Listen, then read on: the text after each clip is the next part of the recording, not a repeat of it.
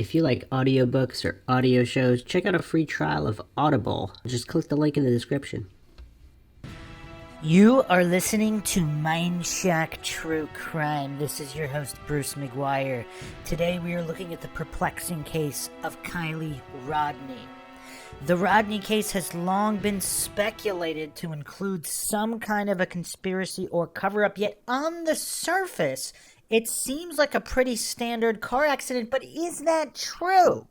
This has been one of the most requested cases on MINDSHOCK for our attention to detail and logical examination of all cases without presuppositions, assumptions, or hallucinations that whatever is reported on the idiot box has to be 100% true and that all law enforcement authorities are somehow completely infallible and incorruptible in any and all cases. Really bizarre, but there's a lot of authority-worshipping cultist coincidence bootlickers out there, which makes it necessary for logical, objective, and neutral examination instead of biased hallucinations. And all these victims of either accidents or crimes, they do deserve justice or at least the truth. And the truth is not afraid of investigation. And as the motto here on MINDSHOCK is, the only thing we know for sure is that we don't know anything for sure. So this will be a deep dive into the case, examining any and all theories and available evidence for veracity. How many so-called accidental deaths, what percentage of those are not really accidental? Clearly it's not zero. I mean, even the most gullible of goof coincidence theorists must, unless they're completely brain dead, must admit that not 100% of all accidental deaths ever ruled are truly accidental, because this isn't rocket science. If someone is harmed and that needs to be, and the criminal wants to cover it up, one of the go-tos is accidental death. I mean, we have suicide, accidental death, or framing other people. I mean, these are standard cover-ups, not rocket science. Now, that doesn't mean it happened here in this case, but how would we ever know that without proper, logical, objective investigation? As always, if you want to help support the MINDSHOCK podcast and keep logic and reason from going completely extinct, which it looks to be doing in the modern world, you can donate to our PayPal. Just check the link in the description. You can also become a YouTube member right here on YouTube for access to exclusive streams and chats. Help support the channel that way. Make sure you subscribe to the channel. Hit that bell for notifications. If you're not getting them, just make sure to like and comment on more videos. That's how the YouTube algorithm works. And like and share Twitter, Facebook, Reddit, Patreon. Patrons do get priority for case topic, logical analysis, co-podcast requests. You can also be a guest in the podcast depending on your tier. Questions, comments, theories, thoughts, suggestions, rebuttals, debunkings of any kind, leave them in the comments section. So let's jump right in here. Let's look at this as it unfolded to get the clearest, most objective picture before narratives started being spun by different parties. This is independent.co.uk, Monday, August 22nd, 2022. Kiely Rodni, everything we know about 16-year-old who vanished from camp party in California. Kiely Rodni is described as white, 5'7", and 115 pounds with blonde hair and hazel eyes. She was last seen wearing green Dickies pants and a black tank top. The desperate search for 16-year-old Kiely Rodni may finally be over after volunteer divers said they found her body inside an upside-down car under 14 feet of water. But the mystery remains over exactly what happened to the California teenager after she vanished from a party at a Northern California campground Saturday, August 6th. Kiely was last seen around 12:30 a.m. that morning near the Prosser Family Campground in Truckee, the Placer County Sheriff's Office said. She's described as white, 5'7", 115 pounds with blonde hair and hazel eyes. She has numerous piercings and jewelry, including a nose ring, and was last seen wearing green Dickies pants and a black tank top. The FBI, California Highway Patrol, and several other local law enforcement agencies have joined the Placer Sheriff's Office in the search for Kiely, with hundreds of investigators and K-9 units. Yet on August 21st, a volunteer diving group called Adventures with Purpose said it found Kiely's body inside a sunken car in Prosser Lake. A spokesperson for the sheriff's office said it could not yet confirm whether the body was her. Volunteer divers claim they found Kiely's body. Adventures with Purpose, a volunteer group that helps find missing people underwater, said Sunday, August 21st, that it had confirmed the body found in Prosser Lake belonged to the vanished 16-year-old. A spokesperson for the Placer County Sheriff's Office told The Independent that after noon that she could not yet confirm the body's identity, but said investigators from local police forces and the FBI were at the scene. "We just found Kiely Rodni," said Adventures with Purpose on its Facebook page, adding a prayer emoji and a crying face emoji. "Car is upside down in only 14 feet of water. We have confirmed Kiely is inside. Family notified law enforcement on their way." Even assuming the body does belong to Kiely, what is not yet clear is how and why she ended up there. Kiely was last seen at a bonfire party. The party at Prosser Family Campground in Truckee had more than 200 teenagers and young adults in attendance, police said. This kind of reminds me of the Maddie Scott case in Canada, where there was also this lake party with tons of people. She has not been found, unfortunately. And if you haven't checked that out on MINDSHOCK, you could check that out for a comprehensive logical analysis of that case. They suspect that underage drinking took place. The Placer County took place at Placer. The Placer County Sheriff's Office said they're not looking to charge teenagers who consumed alcohol at the party and have pleaded with them to come forward with any information that could help find Kiely. "We're not interested in investigating teenage drinking. We're only looking to find Kiely," Public Information Officer Angela Musalam told The Independent. On August 9th, the Placer County Sheriff's Office released a new picture of Kiely captured by a surveillance camera at a Truckee business about 6 hours before she was last seen. You know, another curiosity, like the Maura Murray case, I mean, they don't release the ATM image for what, over a decade? Over a decade. Here we have images being released within days. I mean, usually they're released pretty quickly. Yeah, really weird. Again, this isn't about the Maura Murray case, but just compare and contrast for people who can employ critical thinking and deductive reasoning. In the photo, Kiely's wearing a black spaghetti strap bodysuit, green Dickies pants, with a black grommet belt and black Vans. Kiely arrived at the party 9:45 p.m. August 5th, Friday. Her friend Samantha Smith told The Independent Kiely called her around 12:36 a.m. That was the last time she made a call, Samantha said. She was then seen wandering around the party before she vanished. Police confirmed to The Independent that Kiely's phone was turned off shortly after midnight. The teenager was supposed to meet friends at 9 a.m. Saturday to go on a hike, but failed to show up. That's kind of early for. Has that been 100% verified? I mean, I know every group of friends is different. Some teenagers can party pretty late into the night and get up 9 a.m. for a hike. But heavily drinking teens, I mean, I would say the majority of, for people who have stats that dispute this, can we say that the majority of partying teens that party way into the AM hours, some of them don't even wake up until 11 a.m. or even noon, let alone make plans to go hiking after a Friday night party. Then again, we need controls. Did her and her friends routinely do this, in which case it would not be suspicious. Last phone ping places Kiely at Lake's Edge. The last ping from Kiely Rodni's cell phone has placed the missing teenager at the edge of a lake at the campground where she was last seen. Captain Sam Brown of the Nevada County Sheriff's Office revealed at a press conference that the last known location from Kiely's cell phone at around 12:30 a.m. close to Prosser Lake, the constructed reservoir that goes around the Prosser family campground. He said that it is difficult to get an exact pinpoint for the cell phone location data, and that it is also possible that the cell phone did continue to ping after that time. Just because it last pinged there, that doesn't mean that's where the phone stopped pinging, he said. The ping for the data points was near the water. It's hard to tell an exact pinpoint. Divers have been searching the lake for any signs of the missing 16-year-old, but it was not until August 21st that they found anything. Kiely was wearing a sweatshirt with the words "Odd Future" the night she vanished, police say. See, again, for the people that say that these are all psyops, I'm going to have to do a dedicated episode on this. Because, again, this is MINDSHOCK. We don't fall for silly logical fallacies like false dichotomies. If it is a psyop, that does not mean any of the parties involved know it's a psyop, does it? Does it? Is it possible some kind of scumbag occultist saw her wearing that sweatshirt, and that's why they picked her as opposed to someone else?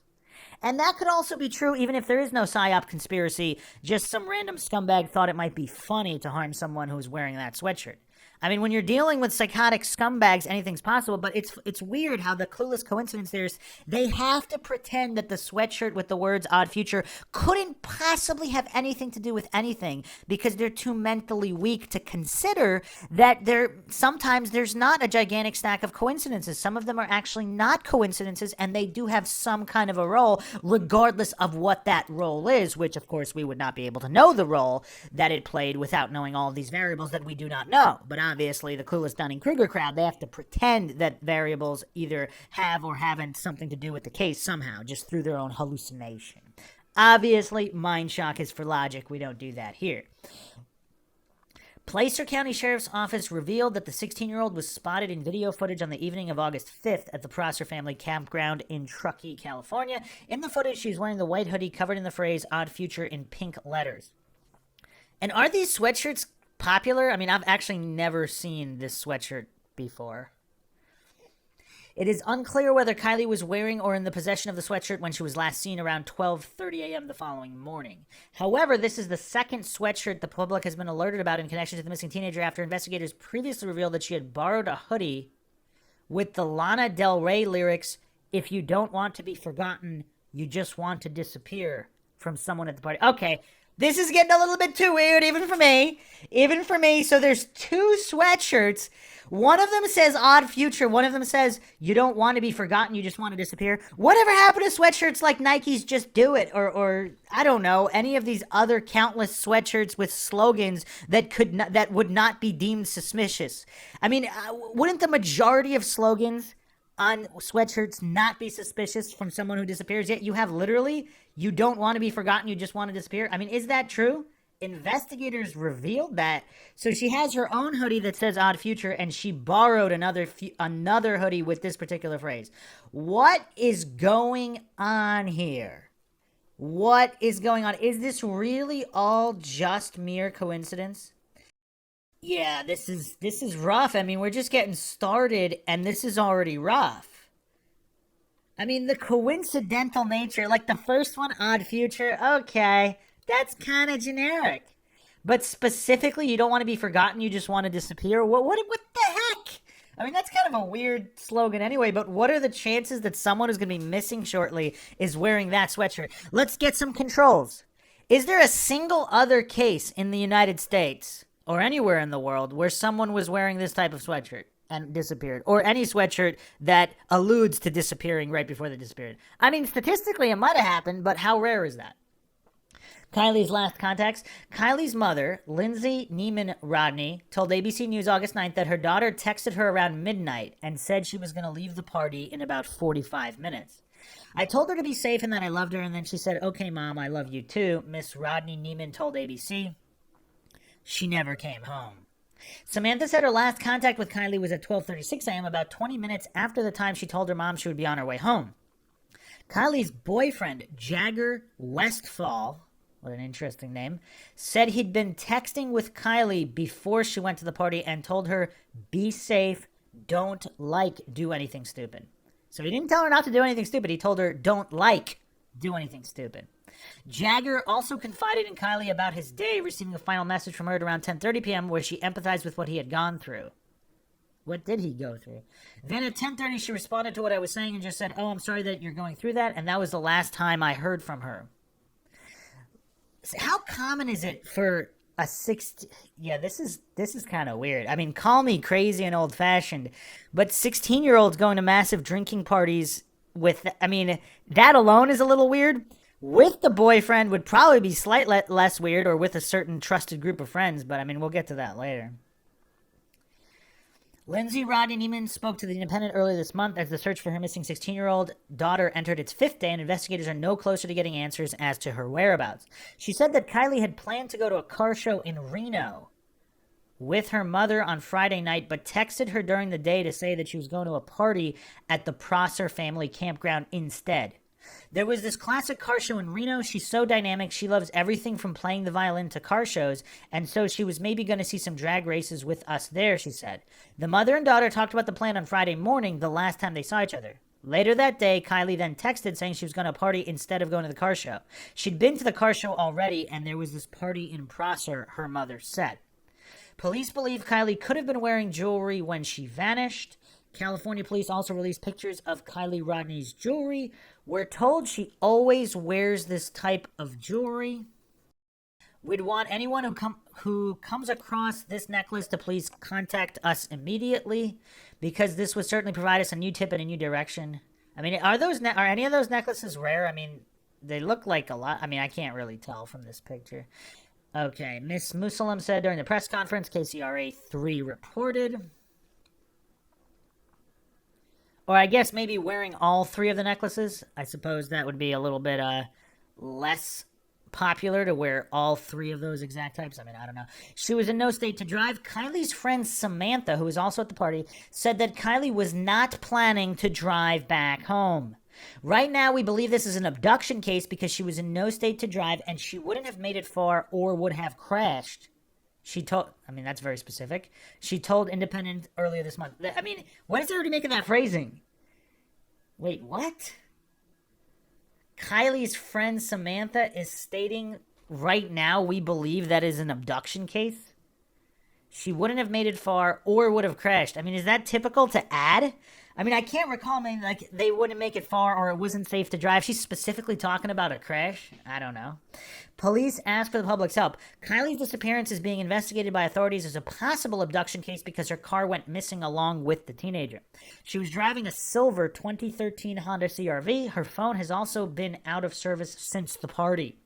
We're treating this as an abduction case because we cannot locate her vehicle, and that's the only reason why, Placer Sheriff's Office Public Information Officer Angela Musalam told The Independent. That's kind of a weird, too. I mean, this is an underage, this is a minor. This is someone under 18 who went missing, and the police are explicitly stating, like, she vanished for days, and the only reason they're treating it as an abduction is because her car hasn't been found? There's a lot of weird there just seems to be a lot of weird statements here. I mean, we're just getting started, but this is kind of jumping out at me as weird. Why are they publicly announcing that the only reason because they can't locate her vehicle? So if they found her vehicle, either abandoned or not, they wouldn't be treating it as an abduction case? Doesn't make any sense. As a minor gone for days with no contact? I mean, this is crazy. Authorities offered an update on the search at a press conference on August 10th, sharing dismay at the lack of progress. We do not have any new leads, and I can tell you this is very frustrating for us, Josh Barnhart of the Placer County Sheriff's Office said. Appealing for anyone to come forward with any form of info, Nevada County Sheriff's Office Captain Sam Brown said, "We believe that someone knows. Someone saw her, but they're not coming forward." Also an interesting statement, particularly in hindsight. Police have also made a big push to locate video evidence that would suggest more about what happened. Investigators are already in possession of clips from businesses, surveillance cameras, and Ring home security systems. Over 1,200 tips have been received from the public. The search entered day 10 on August 15th with a huge amount of manpower, including 307 law enforcement personnel, 3 air teams, and 2 water dive teams, all drafted in to help.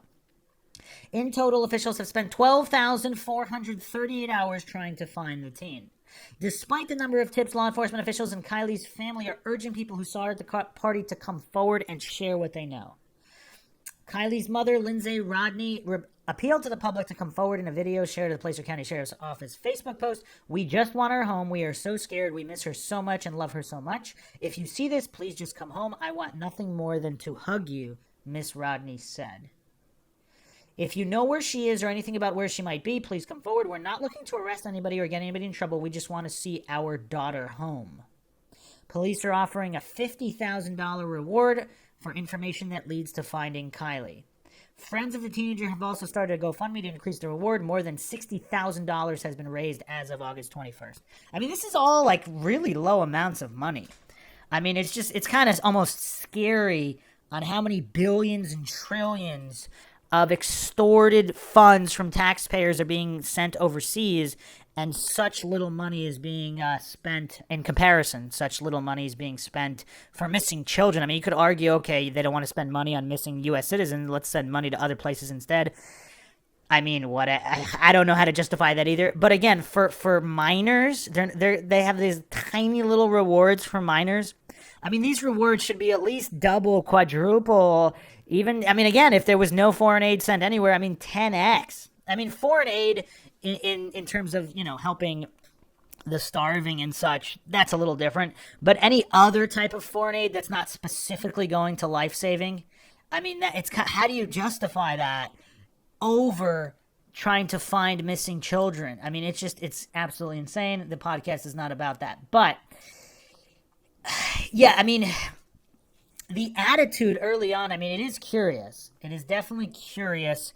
Something weird is going on in this case. And I mean, we'll be talking about this more, but is part of the case that these volunteers are far more competent than so-called professionals? It's a weird thing. I mean, obviously, statism and the cult of authority worship, I mean, it's the dominant world religion where all these clueless goofs hallucinate that so-called professionals are always better and more competent than non-professionals. And, I mean, we're seeing case and case, time and time again, that is clearly not true, obviously. Now, we don't know exact percentages, but is it kind of weird how different professional teams, we're not talking about some kind of backwoods department with only 3 officers. We're talking about thousands and thousands of hours and hundreds and hundreds, if not over 1,000 people involved here in the search. These are different professionals. What does this mean? Does this mean that authorities, if there's some kind of a link to a conspiracy involving authorities, or even authorities weren't responsible, but for some other reason they didn't want this solved, so they thought it would never be solved and she would never be found. They didn't count on volunteers actually getting stuff done. That's the problem. That's why authority-worshipping cultists, statists, whatever you want to call them, the government has a monopoly on violence, and in many cases that extends to criminal investigations. I mean, they could literally charge people like a PI. Okay, you have a PI's license. That's another hurdle. But even PIs can be charged with obstruction of justice if they're interfering with a police investigation. But if you're not a PI with no license, I mean, unless it's the Maura Murray case and you're the former professor and mentor of the ex-boyfriend of the girl from a DUI walkaway. If you're the wife of that professor, you can go around and interrogate all the neighbors all you want for a DUI walkaway. That's not obstruction. But in every other case, when you're trying to find out what happened, in general, unless you work for the monopoly, unless you work for the mercenary, unless you're a mercenary for the state working under this monopoly, you can't exactly conduct your own investigation. Volunteer searching, I mean, that's almost like a little tiny exception area where you can maybe get stuff done. So obviously, without government monopolies, the corporatist system that we have, there'd be many private police forces that wouldn't have literal get-out-of-jail-free card, literal, for all of its corrupt and or incompetent employees. You'd have a true capitalist system, a free market, where different privatized police would be solving cases left and right. Because if they weren't, they'd be fired. They wouldn't be getting paid. But when you have an extortionist statist system like we have, these employees of these police and sheriff departments, they're getting paid no matter what, whether they're completely incompetent or not. And in many cases, inflating their paychecks through corruption. So, not to get super sidetracked, I only mention that because that might play a role in how private volunteer searchers found the vehicle and her versus the authorities that were actually getting paid to do it and couldn't do it. And when you extrapolate from this on all thousands and thousands of cases, it's really harrowing at the how the statist cult just does not care about truth and justice and continues to advocate for these monopolies that have all these cases going unsolved, innocent people in prison and guilty parties not in prison. And this is only the stuff we know about. Just really, really shocking across the board. Okay. So let's move on to this article from The Sun. Lake Mystery, Kiely Rodni autopsy results may not be released for 2 months after diver who found teen claimed it was suspicious. Article dated September 6, 2022 by Katie Forrester. Police say they are in possession of autopsy results following the death of 16-year-old Kiely Rodni, but may not release them for another 2 months amid their ongoing investigation. The U.S. Sun officially requested the cause of death from the Nevada County Sheriff's Office after Kiely's body was found in the back of her submerged car in Prosser Creek Reservoir last month. The teen disappeared around 12:30 a.m. August 6 near the Prosser family campground in Truckee, California, following a wild party attended by around 300 young people. So the number of people moved from 200 to 300. Interesting. Authorities, including Placer County Sheriff's Office and the FBI, put in thousands of man-hours searching for Kiely, but couldn't locate her until volunteer divers traveled to the area to help. Her family is eagerly awaiting the results of her autopsy and toxicology tests, but it could be months before they are released as divers speculate whether her death was an accident or not. The six-man team from Oregon speculated whether or not foul play was involved during the footage released this month, which is titled How We Found Kiely Rodni, Murder or Accident. She's in the back of the vehicle. Diver Nick Rinn can be heard saying in an emotional video after the team used sonar tech to locate her car underwater. She's not in the driver's seat. It looks suspicious to me. The vehicle's upside down. Some of the one window is halfway down. One window is all the way down. Many who have followed the case have suspected someone else may have been involved, but police are yet to confirm they have spoken to anyone else they feel could be connected. In a statement, police told the U.S. Sun the Nevada County Sheriff's Office does have possession of records responsive to your request. It should be noted, however, that the investigation is not complete and is considered ongoing at this time. Once the investigation is complete, the release will be pursuant to all privileges and or exemptions that may apply. We expect the investigation review and redaction processes to be completed by November 1st, 2022. They added that if the records are still not available in 2 months, they will further advise the media of a new date they may be released. When pressed further on the time frame, the spokesman said, quote, the toxicology report, which has not come back yet, will be included with the entirety of what we will release when the investigation is complete and the records are ready for release. They added, quote, death investigations have varying investigative time components depending on the circumstances surrounding the investigation. It's not uncommon for the final coroner reports to take 2 to 3 months to be ready for public release, end quote. The U.S. Sun reached out to Kiely's family regarding the autopsy and the teen's funeral after it was announced that a local celebration of life ceremony will take place on September 10th. Linda Lucetti, who has been speaking on behalf of Kiely's family, said no news on cause of death, funeral, body being released, toxicology, etc. She added, quote, all that will come from the sheriff's department and the coroner when they are ready, I guess, end quote. Authorities are yet to confirm or deny whether they suspect foul play and did not respond to further questions. On August 21st, volunteer dive team Adventures with Purpose claimed in a Facebook post that they had found Kiely's car submerged in the area of Prosser Creek Reservoir. Authorities insisted they had already searched that area of the water. So they said they specifically searched that exact area. That's actually very interesting. But an expert team had updated technology and a better skill set and were able to locate her within hours. So this is kind of crazy. So they searched for thousands of hours, and with just a couple hours, this volunteer team found it. Okay, found the vehicle. It was later revealed that Kiely's body was located in the back of her vehicle, and a video showing the discovery of her silver 2013 Honda CR-V has since been shared on YouTube. Tragic discovery. One comment on the video on YouTube reads, quote, I'm glad there are people like you out there trying to solve and bring closure to families. I feel for Nick seeing his haunted eyes when he came back to the surface. I know a lot of people are suspecting foul play, and I think that is correct. She should have been able to get out through the one side. They added, I hope they find the person or persons who could have done this. Her family, who run the Lost Trial Lodge in Truckee, also posted a moving tribute along with sweet photographs on their business Instagram account on Monday. It read, my sweet, sweet girl, my love, my heart, an ocean of grief that I will cry tear by tear for the rest of my life, or however long it takes to cry an ocean. Our fierce, brilliant muse, a ballad composed of joyous melody and sorrowful harmony. No sound will ever lay so sweet on our ear. No lyrics will ever dance so gracefully from our tongue. Hers was a song we know by heart. Hers was life, all her own.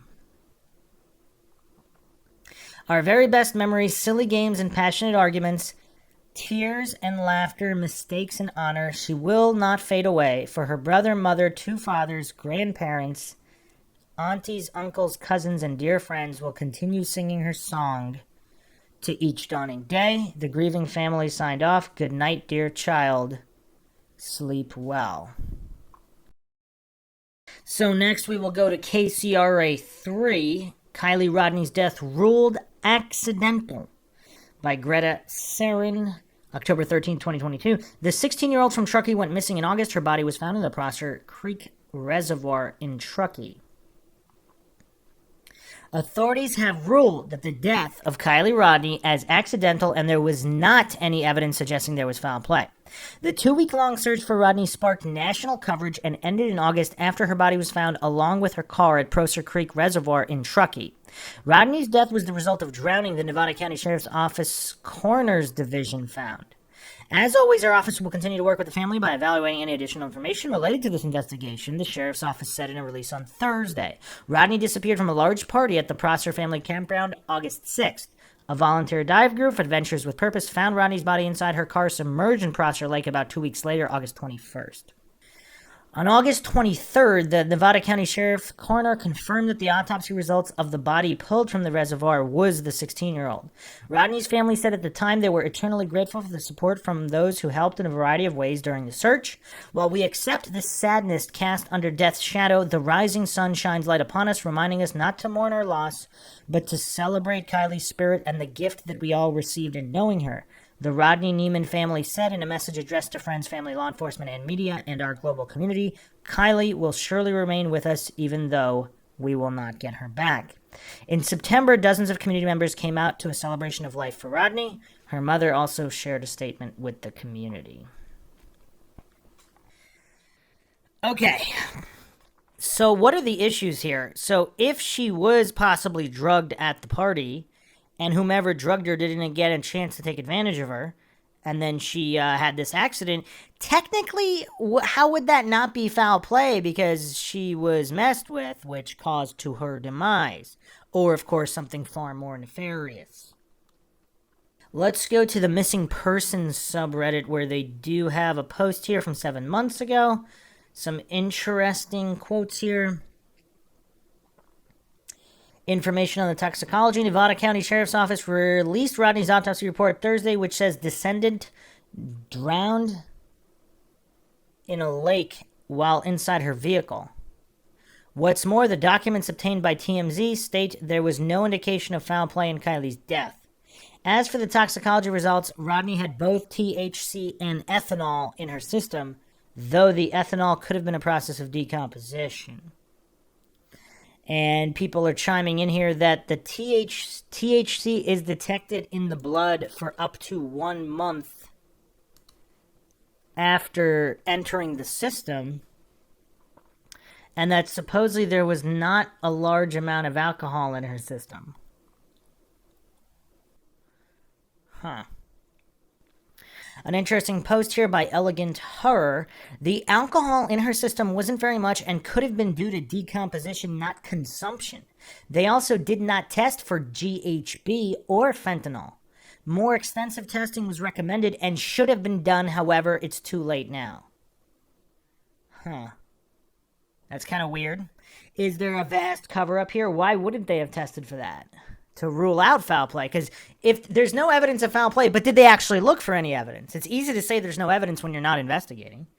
Elegant Horror also posted this. I would assume the additional testing would have cleared up your question about whether if she could have been spiked. There's also a great point about the multiple witnesses.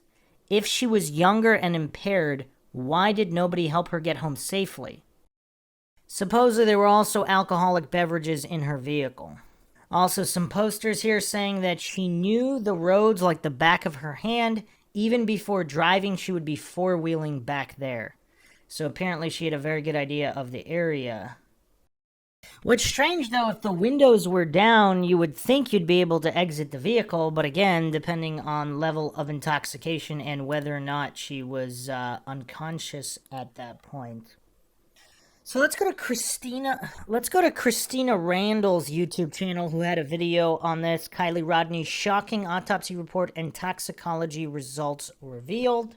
So we have the autopsy and the coroner's report on Kiely Rodni. It was released yesterday on Thursday, October 13th, 2022, and her passing has been ruled an accident. Now we're going to get into it here in this video. I'm going to go over a couple things that I found interesting and catch you guys up if y'all haven't either seen the report yet or heard of anything, or even if you have, we're going to go over it today. Some of the things that I think is the most important to me.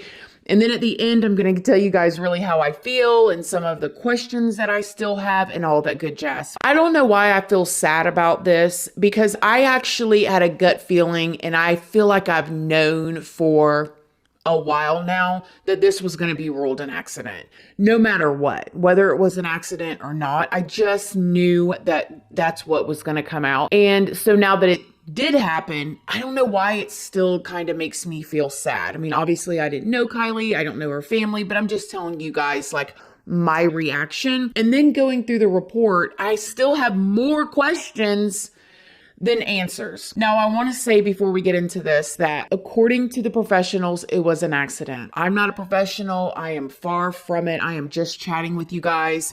And no matter how you feel about how this case is now ending, please just be kind. Don't reach out to the family. Don't, argue with anybody about it. Like, it is what it is.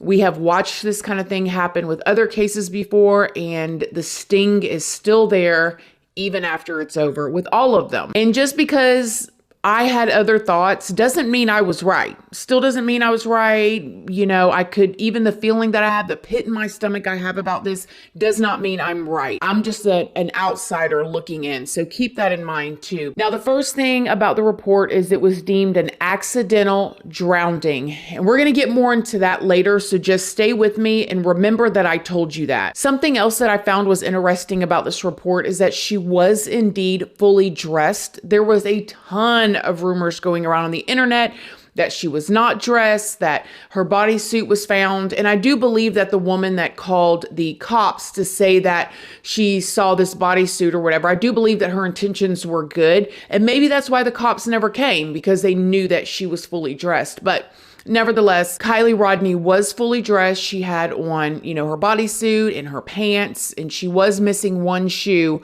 but she was fully dressed. Another thing that I found was interesting is in the report, it said that there was no injuries to her head or really her body. So that kind of eliminates the notion or the thought that she was in a fight there. I know that there was a ton of rumors that she had possibly gotten into a fight there with maybe some of the girls that we've seen, or even some of the people there at the party, because some of the kids that were at the party did say that they were having friendly fights. And I know a lot of y'all don't understand that. I do. We did that in our neighborhoods. So there were people that were thinking that maybe Kiely got jumped or beat up. But according to this report, she didn't. Well, how does that prove somebody wasn't in a fight? Not all fights result in hard attacks or injuries. There could be pushing, shoving, yelling. Even a slap wouldn't necessarily result in invisible marks or actual injury, depending on the nature of the slap and how much, So I don't know how much that means, but let's continue here. Something else that we already knew, but is just annoying to see on paper, was that the car had been flipped underwater and then pulled out on the wheels when other professionals or people that do this on a regular basis say that the best thing to do would be, to close up all the windows, put plastic over them or whatever to keep them protected. That way, when you pull the vehicle out, nothing comes out of them. And then also we heard AWP say that they never flipped the vehicles over to pull them out, but nevertheless, they flipped the vehicle over in the water, and we all know a lot of the stuff came flying out the windows. Now, in the toxicology report, which I thought that they were not going to release this, I'm really glad that they did. And I do wonder why this was all released, because there was a lot of chatter about the family not wanting it released and Kiely being a minor, or maybe it was just released regardless and they don't have a choice. I don't know. Y'all let me know down below why y'all think it was released. Well, again, if there is some kind of cover-up or conspiracy involving law enforcement, if the toxicology report had been doctored and not legitimate, then they would release it to try to shut down any avenues or theories that don't match the so-called official narrative. But the toxicology report showed that she was positive for nicotine, caffeine, and Delta-9 THC, which is basically weed, marijuana. In addition, tissue samples showed that she had ethanol in her system, which can be translated to alcohol. Now, the number that they showed in the toxicology report could translate to a blood alcohol level of a 0.08 or 0.088 or something like that. Here in the United States, the legal alcohol limit to drive is 0.08. So this right here is something that is confusing me. And mind you guys go do your own research, form your own opinion. I ain't no specialist or anything, okay? This is just from my research. Well, also, let's keep in mind, if that number is even legitimate, how much would decomposition, breakdown add to that number? So was she actually below that? And then that's what it ended up being days, with a number of days of decomposition. And we all know how I am, okay? When the body breaks down, it produces a chemical that can kind of show as ethanol. So that would tell us, the way that I'm understanding it, is that she was not drunk. If she was in that water for 2 weeks and her blood alcohol level after being pulled out was just at the legal limit with what the body does and produces that substance, she wasn't drunk. Now, she may have been high out of her mind. And that would bring me back, if this is all accurate, that would bring me back to one of the friends doing the interview with the news reporters and saying that there were other kids there that were kind of like pressuring her and maybe other people there to do these like bong hits where they were just like smoking a lot, smoking a lot, smoking a lot. But it does not look like she was drunk at all. I did watch a video that a woman did driving on those roads, and they do look kind of hard to see in the dark. I know AWP said that there was a huge difference, and maybe for somebody like AWP or somebody like Kiely who lives in that area, they know the roads really well.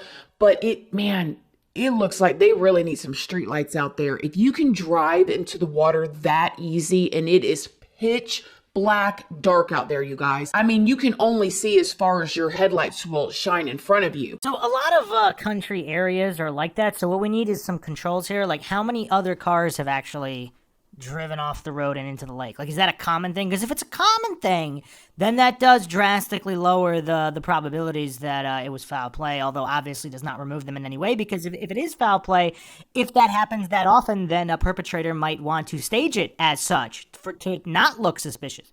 But if that happened, once per decade, I mean, it seems, again, if we take those toxicology reports, I mean, I don't know. Let's continue here. And those roads are so rocky, but it just doesn't make sense. All right, let's get through this. And so I can tell y'all my opinion. Spoiler alert. Now, when it came to the lungs, and this is the part that has me and a lot of people confused, one of the parts. It does not say that she had water in the lungs, but this has been ruled an accidental drowning. Now, I did read something online that says if they can't come up with any other conclusion, then they just go, then that makes the most sense. But why wasn't there water in her lungs? Wouldn't she have gasped for that last breath? Unless I'm reading it wrong, you guys let me know down below. But the lungs part of her autopsy had one of the least amount of details in it. And you would think that would be something that we would really be looking at if she drowned. So it's so weird. The autopsy also showed that she was not pregnant. Now, that was also a rumor that was going around online. She was not pregnant. She was actually on her menstrual when she passed. And the way that I'm reading it too, she actually had a birth control item. So she definitely was not pregnant. Now, getting into some of the questions that I have, and if y'all think that I left anything out that was super important to talk about, let me know down below. But let me get into some of these questions. If she was not drunk, why did all these people say she was drunk? Specifically Sammy. Okay, Sammy, who said the reason why she left her friend was because she was too drunk to drive, and so she got a ride. That doesn't make any sense. Now, I do want to say with Sammy, I don't necessarily know if she had anything foul to do with this. She could just be a person that was trying to put herself in the spotlight and make herself known. And so she was just saying all of these things and coming up with these stories in order to, I don't want to say who I compare her to, but she really reminds me of somebody else that we've talked about in the past. I don't know her, but I'm just like the way that she carried herself in this situation. But she said she was supposed to ride home with her, but that she was too drunk. And she figured she would either get a ride or stay the night there. This report shows she was not drunk. She wasn't.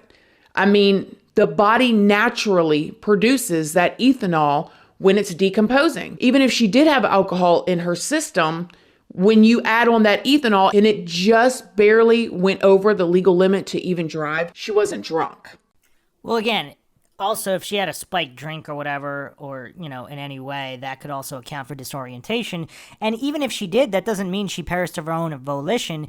Yeah, the water in the lungs is very, very curious. I mean, how many see, this is why you need independent testing, because if there was funny business with the sheriff's department, I mean, they really need to have multiple independent labs not associated with law enforcement doing all these tests, because then there wouldn't be these questions. Which is crazy when you think about it. Because all of us had thought, well, if she did drive in there, she was probably drunk. She wasn't drunk. And this is why I say I have more questions than answers at this point. Like, how could they deem this a drowning with no water in the lungs? How could people say that she got drunk and drove when she didn't have a drunk amount of alcohol in her system? I wasn't there though. I don't know. She could have very well just drove in that water all by herself. That's what that video shows. The last video that we did, it shows a car driving into the water at the exact same time. There are people online, including one of my friends, who believes that that video is not real. But then there's a lot of people that do believe that it is real. So those things do line up to it being her car drove in there. But then again, you have the question, was she alone? What happened? It's all so confusing. Wow, that's really insane that there's an actual video of this. I mean, this is kind of crazy. I mean, have we ever had a case like this, or at least a high-profile case, where there's actually video footage of this event? If the video is legitimate, of course. I mean, it very well could be. It doesn't strike me as obviously fake, let's say that. It doesn't look like it's clearly fake. Like in other cases, you have really suspicious footage. This footage looks like it very well could be real. Then again, I mean, we're in the 2020s now, so technology for faking videos obviously is a lot greater than it would have been decades ago. But yeah, I mean, this is weird, but yeah, that's really, really crazy that if the video is legitimate and the police actually did so, because how incompetent are the police really, though? I mean, yeah, it's hard to believe that they really missed it. On the other hand, if the video is legitimate and the timestamp is legitimate, it would point to, because, okay, even if it was staged, obviously if it was staged, the vehicle would still have to get into the lake somehow, right? Whether it was someone who did that after she passed, but I mean, yeah, from the video, it looks like, I mean, it's kind of hard to see, obviously. I mean, in movies, you have people putting a brick or like some kind of stick on the gas pedal, jumping out of the vehicle and having it run into wherever when they're staging a body with a vehicle in it. Is that what happened here? I mean, it's very difficult to tell anything from that video anyway. And I think that the lack of trust in the investigators there is what makes this even worse. So there it is, you guys. It was deemed and ruled an accidental drowning. Sad. At the end of the day, though, I do hope that her soul is in heaven. I hope that she is at peace. And I hope that anybody that cares about her is able to move on as well. But unless there's something groundbreaking on this case after this, I guess that will be it for the Kiely Rodni case, and we'll be on to the next one. I love you guys. So here's Christina Randall's commentary on the video. This video. So for those of y'all that don't know, there has been a video either leaked or released of Kiely's car going into the water back in September. I'm going to show you guys the video here. We're going to talk about it. We're going to go over it. I'm going to give you guys my opinion. But there is so much chatter online. I mean, there is people saying all kinds of stuff. Let's go over this video because a lot of people are saying that it's real. A lot of people are feeling like it is not real. And so let me just give you guys a rundown of what it is. If you guys see this still shot right here, down at the bottom, you can see that the date says 8/6/2022, 20 minutes and 12 seconds, meaning that this still shot that we're looking at is from 12 a.m., 20 minutes later and some seconds. Allegedly, this footage is pulled from a camera that's like a fire watch camera. So you guys know Truckee, California, as you guys can see from this photo, and the Prosser Lake and all of that stuff, it is a lot of wooded areas. As a matter of fact, we even talked about in one of the previous Kiely videos that they're at the campgrounds and stuff, they can't just like start fires anywhere, or, you know, just, I think that they have like burn pits in certain areas that are all enclosed. But they have very, very, very strict fire rules there because they don't want a fire to get out. You guys know fires in California, they get uncontained, they burn cities down, all of that stuff. Fires, right? So this is a fire watch camera where they can see and watch for fires. Now, allegedly, somebody went to this camera, went back and pulled the footage from the night of the 5th and the morning of the 6th. We all remember Kiely went to that party on the 5th. The 6th, she was reported missing. The 6th at around 11 a.m. or 12 in the afternoon is when that tow truck driver or AAA driver, whatever he is, battery operating driver, said that he ran into Kiely and the guy in the San Francisco hat over at Boca Lake. And we're going to actually get into that right after this. I just wanted to analyze this video first. Right? So somebody released this footage. If this footage is real, again, the cops didn't release it, which the investigators on this case, but no professionals has released this footage. So we're going to talk about it at first like it's real and go from there. It shows a car, or what looks like car headlights, drive into the lake at around the same exact time, I think at 12:32 or 12:34 a.m. And it shows it drive straight into the lake, like no brakes, no nothing, which to me is super strange. And then it shows the light dim, like as in a car is sinking in the water. Let's watch it real quick.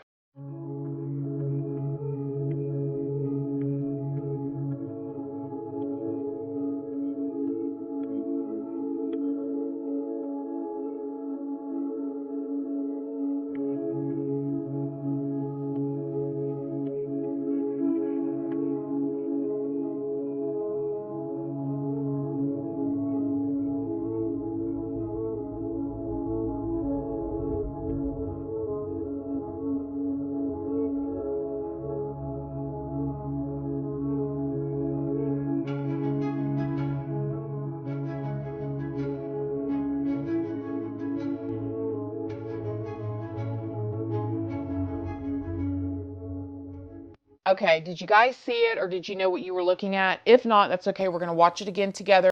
Yeah, it's really hard to see anything, and that's the brightened video. I mean, it's really hard to see anything at all there. And I'm going to put like a little arrow on it so you can make sure to see what people are saying is the car. Now, if this is truly a fire watch camera, and if this has not been edited in any way, this is exactly what it looks like. It's the exact spot where her car was found. It looks like she may have taken a wrong turn if she was driving, if this is real, and drove straight into the lake. What I find strange about it, though, which everything's strange, the number one most strangest thing to me right now is the fact that nobody's found her phone, okay? Like, where is her phone at? That's a good point. Then again, I mean, if she was intoxicated or under the influence, she could have dropped her phone anywhere, but I mean, how far from, I mean, with all the searches and everything, how far would it...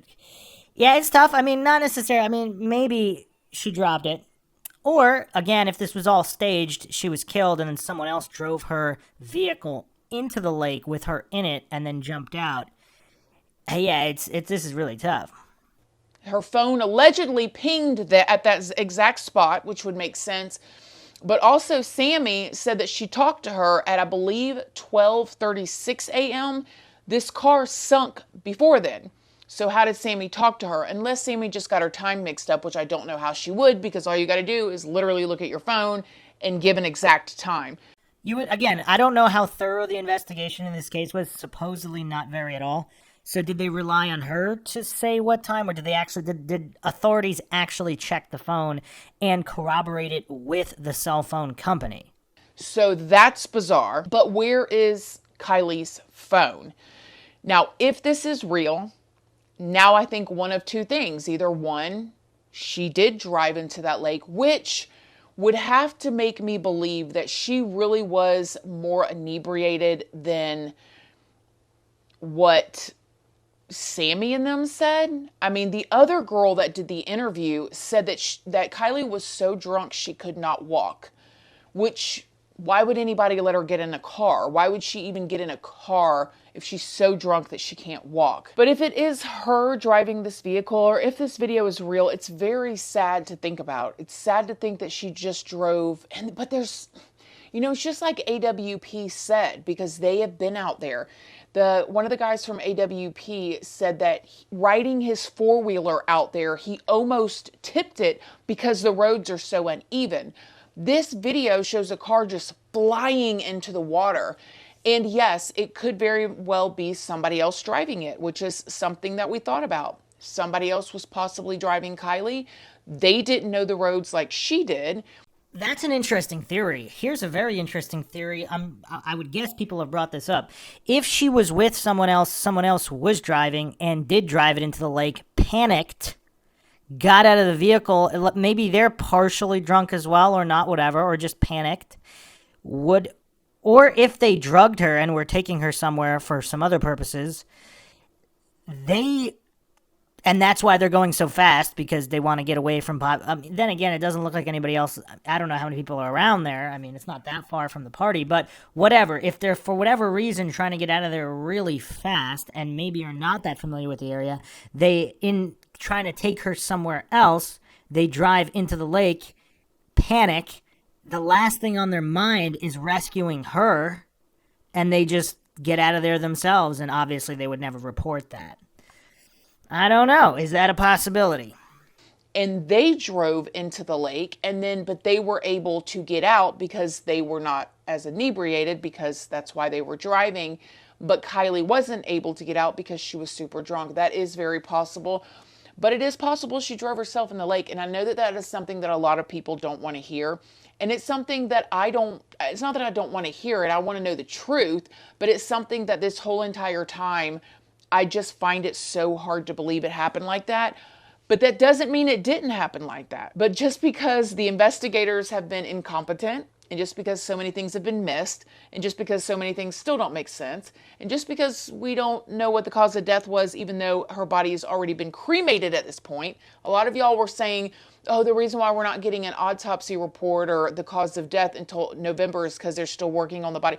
They've already cremated her. They're not releasing the details for some other reason. Okay, so I just found this video by a YouTube channel named Conspira-T, and she did a really good job like putting stuff in the video so you guys can maybe see what you're looking at.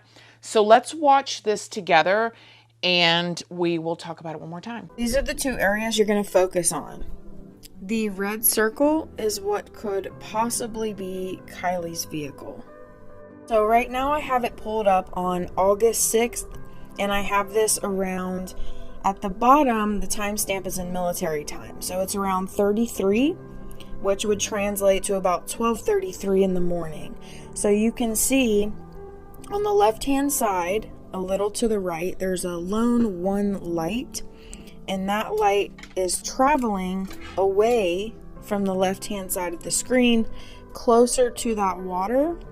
And then it will stop for a few minutes, and it will slowly start to get dimmer and dimmer and dimmer until about the 35 mark, which would be about 12:35 a.m.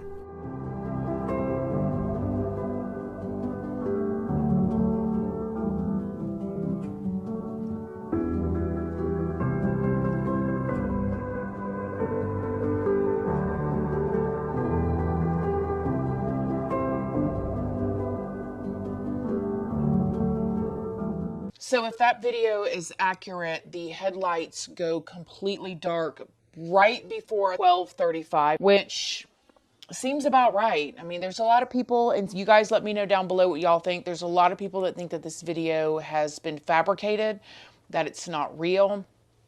I don't know. You know, with the internet, people can make anything. People can, you know, create all kinds of stuff. But if it is real, it's just super sad, man. It's super sad because to me it looks like whoever was driving that car, they did not even hit their brakes. They just drove straight into the water. And the headlights seem to be out like in less than a minute. So what do you guys think? Do you think it's real? Do you think she was driving herself? Do you think somebody else was driving her? What do you think that means about the whole AAA driver guy? I mean, I tend to think that this guy, whether he saw Kiely or not, he thought he saw her. I don't think he would get on there and actually show his face, risk his job, show text messages to AWP or whatever he showed, and then, you know, be lying. But what do you guys think? An interesting comment here on this video by Dakota. My biggest issues are the following. Sammy says she spoke to her last at 12:36 a.m. Car was found upside down by AWP. Kylie's body was found in the trunk space. Crystal clear water, and no one's seen anything during the search. Mother of Kiely is mad at everyone trying to solve the case of her daughter. Kylie's family not wanting to pay out the reward money to AWP. There is just a lot of shady stuff that I don't understand. Also, another commenter here, CP, stated, remember when law enforcement and everyone else said not to go to Prosser Lake because it had already been checked extensively. So they were actually actively discouraging people from searching the area where she was ultimately found. I mean, that's kind of weird. Another commenter, Reborn, stated, small towns can be every bit as corrupt as major cities. The only difference is scale. The fact that 2 kids went on social media and lied about the sheriff filtering information through them, along with other shady behavior with media and social media, ties of those involved with law enforcement and law enforcement's questionable behavior, these things lead me to believe that someone knows exactly what happened to Kiely, they know who is responsible, and they're hoping all of this blows over. The other weird thing that jumps out at me is this video is not corroborated by law enforcement, or any professional, so to speak. So you have all of the major evidence here, the car, the body, the video. It's all not found by law enforcement. Does that seem weird to anybody? A comment by Kate. What doesn't make sense to me is not a single person at the party saw her stumble off to go home. Not one person, question mark. All the talk in the beginning is abduction and trafficking, and nobody had a clue where she went. She left on her own to drive away. Someone would know, and there would be no mystery. Someone would have said, yeah, I saw her drive off. Jacqueline posted, wondering if her drink got spiked, she started feeling weird and got scared and tried to go home. Everyone around this case just acts so suspiciously, it's hard to not question everything. Wims responded, yes, I find the friends that did the interviews to be so suspicious, it's hard not to make the link between Sammy's family being in law enforcement and the police ignoring evidence in this case. It's too fishy, and Sammy makes me really suspicious. MV posted, Sammy said in her interview that she drank out the same drinks. We shared the same drinks that night. Sure, her interview could have been her being nervous. Sure, she's only 18. She says purportedly her parents are lawyers. She never shed one tear. She smiles and gets all excited when attention is on her. I'm here in California, 1 hour from Truckee. Sammy is Amber Heard 2.0. That's all I'm going to say. We all are just praying that she's okay and that she knows that everybody is looking for her. So this one says a $10,000 reward. I'll show it to you a little bit more clear. Her friend Sammy Smith is the last person to talk to her at a senior farewell party at Prosser Reservoir Campground. We were both at the party together. We were going around together. We were like a little pair. Everybody kind of saw us together.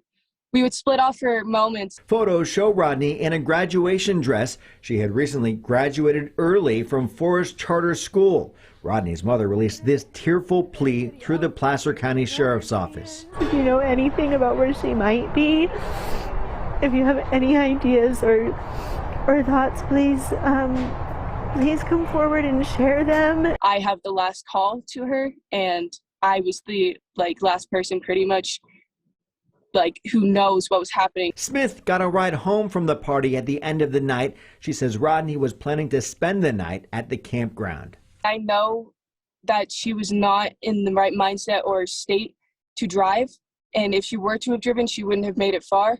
So my concern is that somebody may have offered to drive her home and then didn't take her home. Last seen celebrating with her fellow seniors.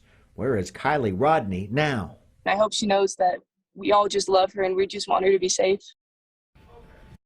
That somebody else was involved is my main concern, and I think a lot of the people of Truckee and Tahoe feel the same way, just that there was somebody else involved, because they haven't found a car yet. They've done helicopter searches over Prosser and all of Truckee. Everybody's looking everywhere constantly for her and her car. Sammy Smith says she was the last person to speak with her at the party early Saturday morning. She was having a fun time at a party, just being a teenager. Everything she drank, I drank out of. And there was nothing that seemed off about her. I went up to her and I said, hey, I got another ride home, because she was meant to be my ride home, but I knew she was too intoxicated to get me home. So I said, hey, I found another ride home. I hope you stay safe. I'll see you tomorrow. I love you. Have fun and stuff. I think it's totally possible that somebody could have taken her and maybe offered to drive her home. Totally, yeah. So Kiely is one of my close friends. We met through mutual friends, and we became closer in the past year to coming months recently, and she is just a light in a lot of people's lives. She's wonderful. She's smiling all the time. She's caring. She's beautiful. She's there for anybody who has ever needed her. She's very outgoing. She's outdoorsy too. She loves the water. She loves to sing. Her voice is just amazing too. And she's just a beautiful girl, and we all miss her a lot. And so, yes, I was the last person to contact her after the party, and I was with her basically throughout the entire party. I was No, it's okay. walking It's around okay. with her. I know you got a lot going on. I Yeah. get it.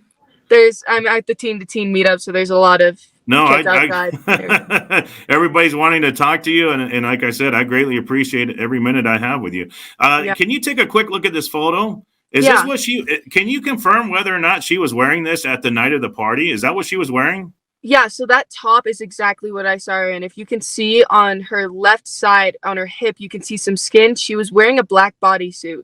I remember because we went to the bathroom together, peed in the woods together a couple of times, and so that's her shirt right there. The pants were different that she wore to the party. She was wearing green Dickies pants, but that belt is definitely what she was wearing too. I remember watching her have to take it off when we were using the restroom together. We were out using the outdoor restroom, popping squat, basically. So, yeah.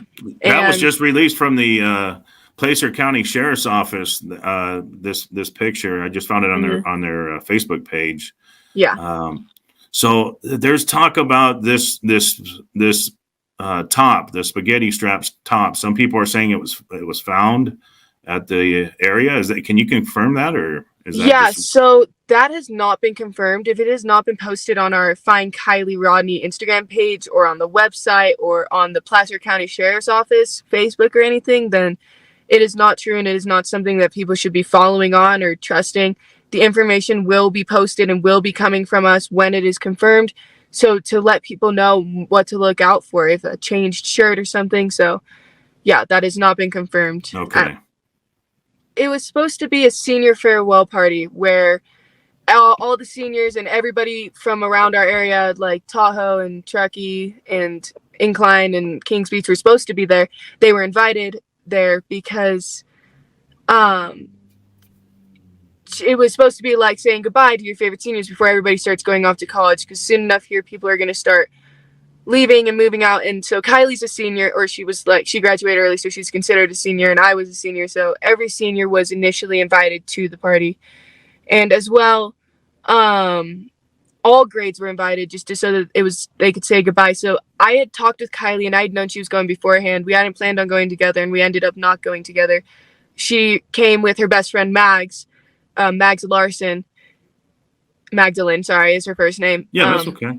Yeah, and so she came with her, drove in with her, and then Mags ended up leaving about 10 minutes into the party with her boyfriend Ross, Mags's boyfriend, and told Kiely goodbye and everything. And they were never planning on like leaving together or staying together at the party. They just went to the party together because they were hanging out earlier in the day. And then I saw her the second she got there, and from that moment on, we were pretty much seen together all around the party. We would break off for mere moments from each other to go talk to other people or to go do other things, you know. But we would always come back to each other. We were just going around the party. We were drinking the same drinks, being teenagers, throwing glow sticks into the party, and it started to grow really big. I would say around 10 to 10:30. It just blew up. Like, it started to get to the point where I was getting overwhelmed, and I'm a very social person. I've been to a lot of these parties. I've never been overwhelmed. I've actually been underwhelmed, but at this party it was very large. Like, it was bigger than any party we've had in Truckee all year, and for a lot of years past. There were people from what we think Sacramento, San Francisco. I remember talking to somebody who was from San Francisco, Reno, Folsom, areas that were just way out of reach from it. And it was really overwhelming and weird to see, but I didn't really think much of it. I just thought, oh, kids are around here. They have vacation homes up here. They're just coming to party because why not? So then Kiely and I were going around taking shots and just drinking. We were trading drinks with each other. We were sharing drinks with each other. We would go back to her car to get some alcohol sometimes. And then we went to her car to charge her phone. And we were talking about just random stuff, and then it's kind of hard to remember. And so, or no, we were talking about her texting her mom and her charging her phone and stuff, and just about the party in general. And then we had a few other friends in the car, and then we all decided to go back to the party, and we were around in there for a bit. I had asked her for a ride home when we were in the car because my ride was leaving and I wanted to stay at the party longer. And so then we ended up splitting up in the party because I went to go find another ride when we got back into the party after leaving the car, so that we could sorry, my mind is in a moment. No, that's okay. Noah in the chat wants to ask you, who was fighting at the party? The girl and guy. Look into them. Was there a fight at the party? Yeah, so there were some friendly fights that were going on. There was, like, we had boxing gloves. People were, like, trying to instigate. It wasn't anybody who had really any drama or they weren't enemies or anything. It was more just friendly fights to keep entertainment going. This happens at a lot of our parties. We just do it to have fun. If somebody gets hurt, like, we have people on them, but so it wasn't like a fight out of anger. It was just kind of a just a fun competition type of fighting. Yeah, just see who wins and who goes home with the title, which I will randomly admit people do end up getting in fights over who won, but not this time. Daniel Taylor wants to ask you, did Kiely have her boyfriend or an ex-boyfriend with her at the party? No, there was no ex-boyfriend there. Her ex-boyfriend lived in Napa. He was in Napa at the time, and I think he lives in Napa. And he actually drove up the next day, the second he heard that she was missing. He's very close with her family and her. There was no anything. And she does not currently have a boyfriend. She was rocking the single life, like we used to say. She just wanted to be open and single and just have fun as a kid. I get it. She's only 16. She's just a baby. I just... To be fully honest, I was inebriated at the time, so I wasn't I get fully attentive of who exactly was around us. When we were going around together, we were just in a lot of different huge groups of people we had never met, because her and I are similar in the sense that we're both very social. We'll talk to anybody we meet. Right. We love meeting people, and so that's what we were doing and everything. Can you tell us about her cell phone? Is there anything specific you can tell us? Go ahead. So it has we're having trouble remembering what color. Like, my cell phone is a green phone, but I have an orange case on it. But we do know that her phone has a black case on it with a sticker on the very middle back that says sex wax on it. And it's an iPhone, not the Samsung that was found. It's an iPhone. So it's an iPhone. I forget which generation and which like number, but I can post about that or something, or get in contact with you. Okay. Real quickly, Laura Truan wants to ask you, what about pictures and social media posts? There has to be evidence this party went down. I'm sure there's people taking photos or TikToks. I'm sure there's got to be a TikTok video of the fight or something, right? There's got to be something out there. Yeah. So there's hundreds of videos. We have videos of people taking videos.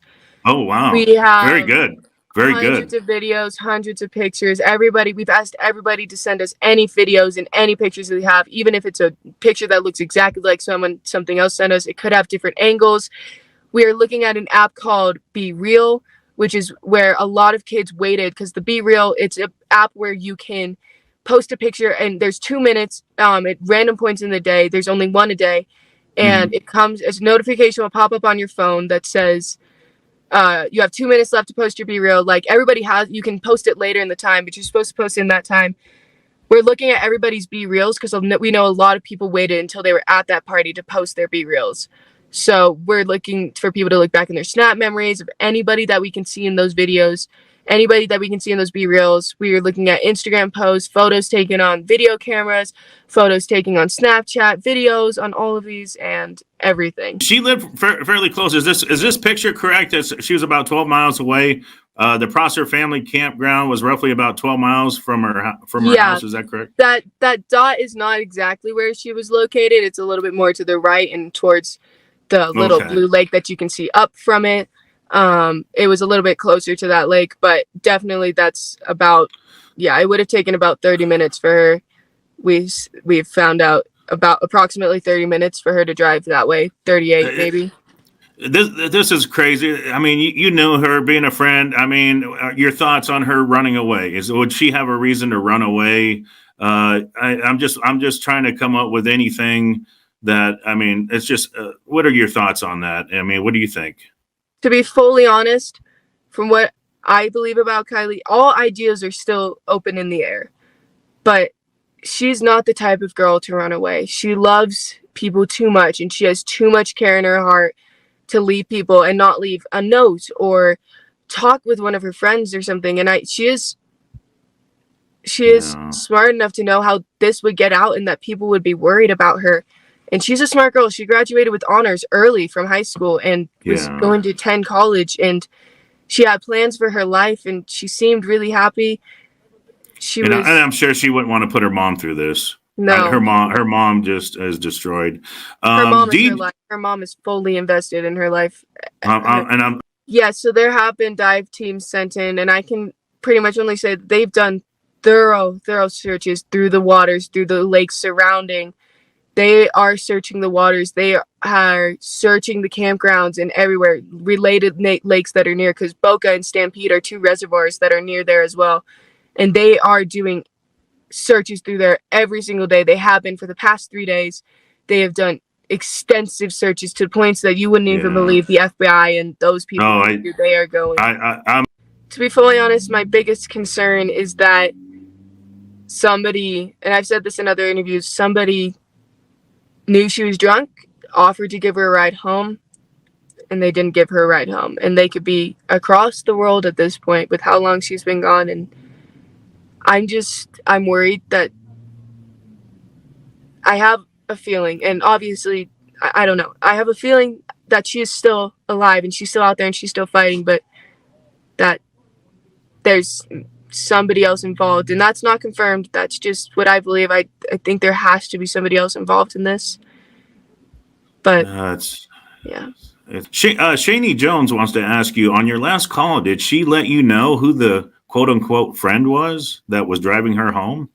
Yeah, so this is a common misconception. She was not being driven home, and she was not driving. So, okay, at the end of the party, when I saw her, she was supposed to give me a ride home because I had asked her to give me a ride home because I wanted to stay later.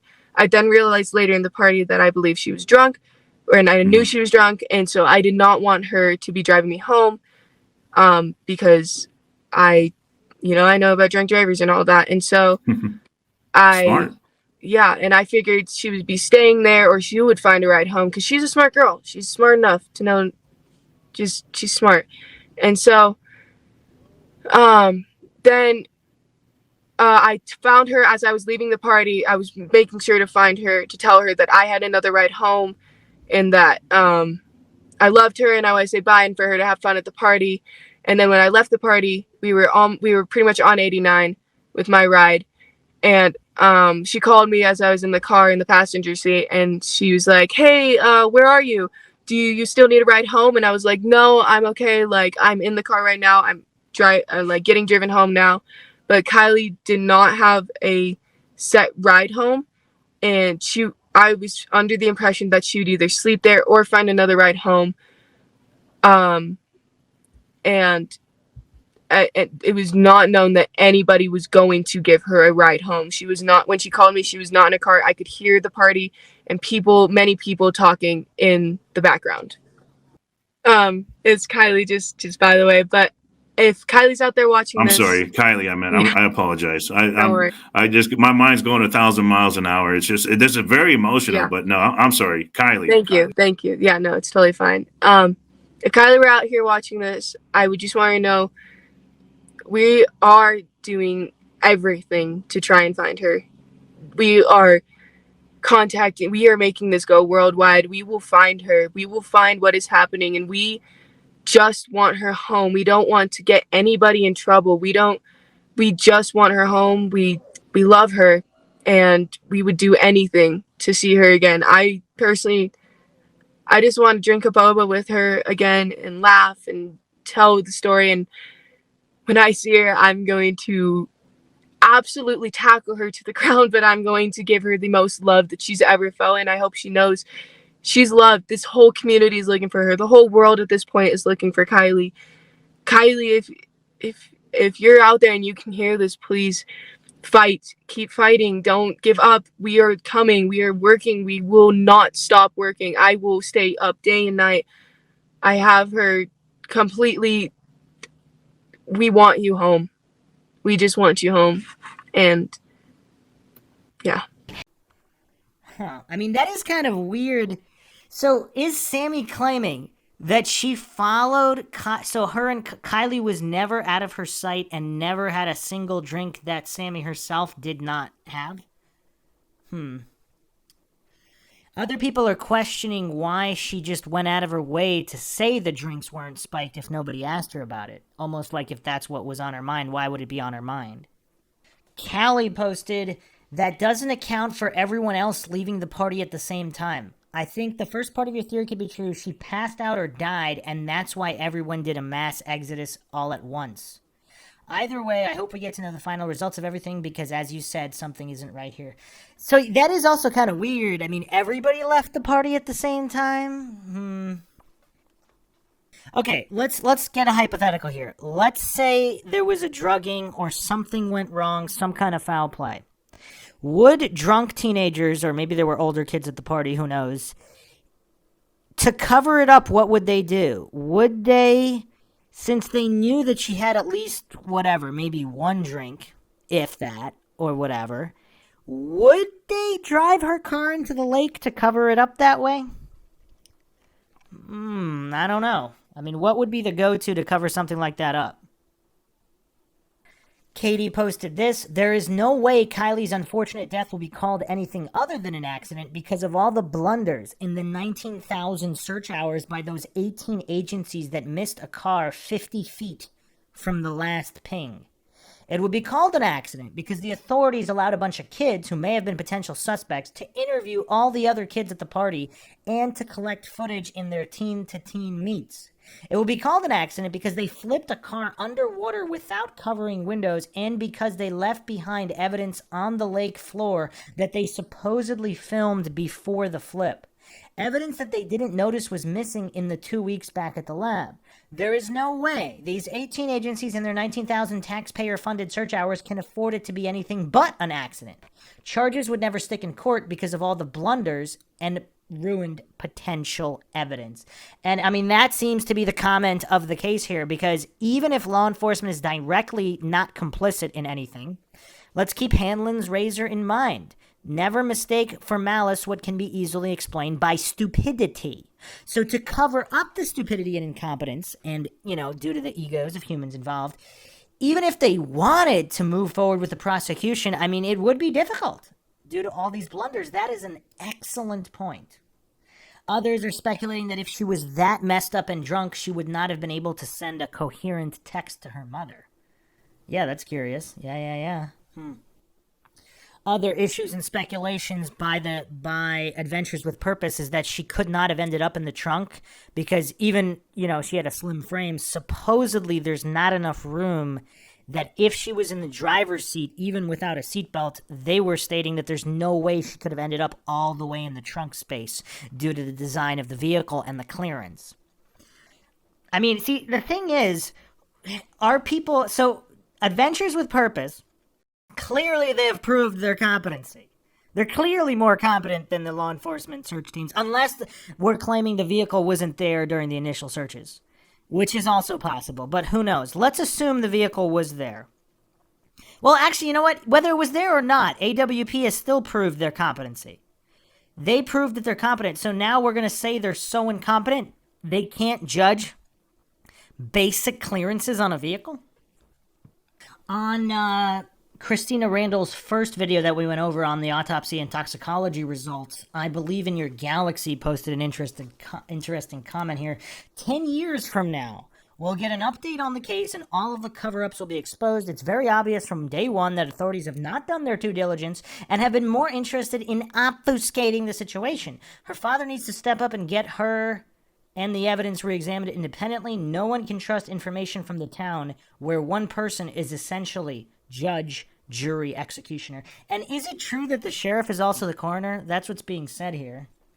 Tinker Stinker posted an interesting theory. My gut is telling me that this case has been ripped apart from the inside out. I believe this was a homicide, but possibly a prank gone, or maybe that's a typo, wasn't a homicide, but possibly a prank gone wrong. But the truth has been covered up. Law enforcement didn't do a good job investigating, possibly on purpose to cover something up, and this was apparent by the lack of professionalism in keeping the integrity of the car contents stable. This shoddy job doesn't make any sense. I hope and pray that Kylie's family and friends get to the bottom of this. The truth will eventually come out. Yeah, that's curious. I mean, are we to believe that police are this level of incompetent and stupid? I mean, that is a curiosity, because if it's intentional mishandling, like same thing with the JonBenet Ramsey case, some people just cannot believe that the cops could be that utterly clueless and dumb, and that trampling all over the crime scene was all by design. Was that the same case here? Was this all intentional incompetence, so to speak? Someone also quoted a study here because people are saying that there have been instances of confirmed drownings where there was no water in the lungs, but apparently there's a study done in 2004 that this is below 2% of cases. So is this just one of these cases where that happened? Either way, clearly it would be, this is an outlier case no matter how you look at it. Again, a lot of the coincidence theorists, the clueless goofs who just can't wrap their head around that sometimes things are not as they appear. It's not rocket science, but for whatever reason, it's like they're too mentally weak to consider any other possibilities than whatever is ruled by so-called officials with horrible clearance rates and so many mistakes. I mean, it's crazy how these goofs still put blind faith in these people. It's weird. Not that all of them are incompetent. Obviously, that's not the case. But a certain percentage clearly are. And especially from the way this case was handled, clearly these are not the most competent people. Or they are, and it's all intentional by design. All right, let's go to Law and Crime Network. Kiely Rodni's death looked extremely suspicious, says the search team that found her body. Let's look at this. Right there with the red tag? Yes, sir. How in the did they have missed it? That's impossible. Kiely Rodni's father, expressing disbelief that his daughter's car wasn't found sooner by law enforcement. Now the divers who found the vehicle are sharing exactly what they saw when they found it and their questions about what they found. I'm Jeanette Levy, and welcome to this latest edition of Law and Crime Sidebar Podcast. Well, these divers are with a volunteer group called Adventures with Purpose, and we spoke with them after they found the vehicle, and they did this after searching the Prosser Creek Reservoir in Nevada County, California, for less than an hour. It's absolutely amazing. They used sonar to locate the vehicle, and this was found in a place that had been searched by law enforcement in the weeks prior. And Kiely Rodni, as you know, had gone missing. She had told her mother she was coming home from this graduation party, and then she vanished. So joining me to talk about this is Doug Bishop. He is with Adventures with Purpose. He is their lead diver and lead investigator. Doug, welcome back to Sidebar. Thanks for coming on. Yeah, thank you for having me back. Doug, I know that you guys put out a video recently in which you said, we think that this is suspicious. So tell me what you believe is suspicious about what you found. I mean, let's just start at the beginning. You know, we're talking about a 16-year-old that just graduated, highly intelligent, possibly on her way to med school, disappears from a party of upwards of 400 children and ends up being found, several hundred yards away. That in itself is completely alarming, and nobody saw anything. Take into consideration the area where her vehicle was found is not a wrong turn road. We're talking about a very beautifully paved road that leads in and out of this campground that she was extremely familiar with. And where her vehicle ended up was on a very hard, sharp left turn onto a dirt road that is rough. It is extremely rough. The ruts in this road, I mean, it literally takes you have to have a four-wheel drive vehicle to get down this road. There's no mistaking it. Once you are put onto this road, you know exactly where you're at. You're on the wrong path. So the fact that the vehicle ended up where it is, completely suspicious. There's a lot of ifs in regards to where she was located within the vehicle being suspicious as well, which I find suspicious. The whole thing just doesn't add up. There's a 16-year-old just doesn't disappear with that many people around and nobody knowing anything and no one willing to talk.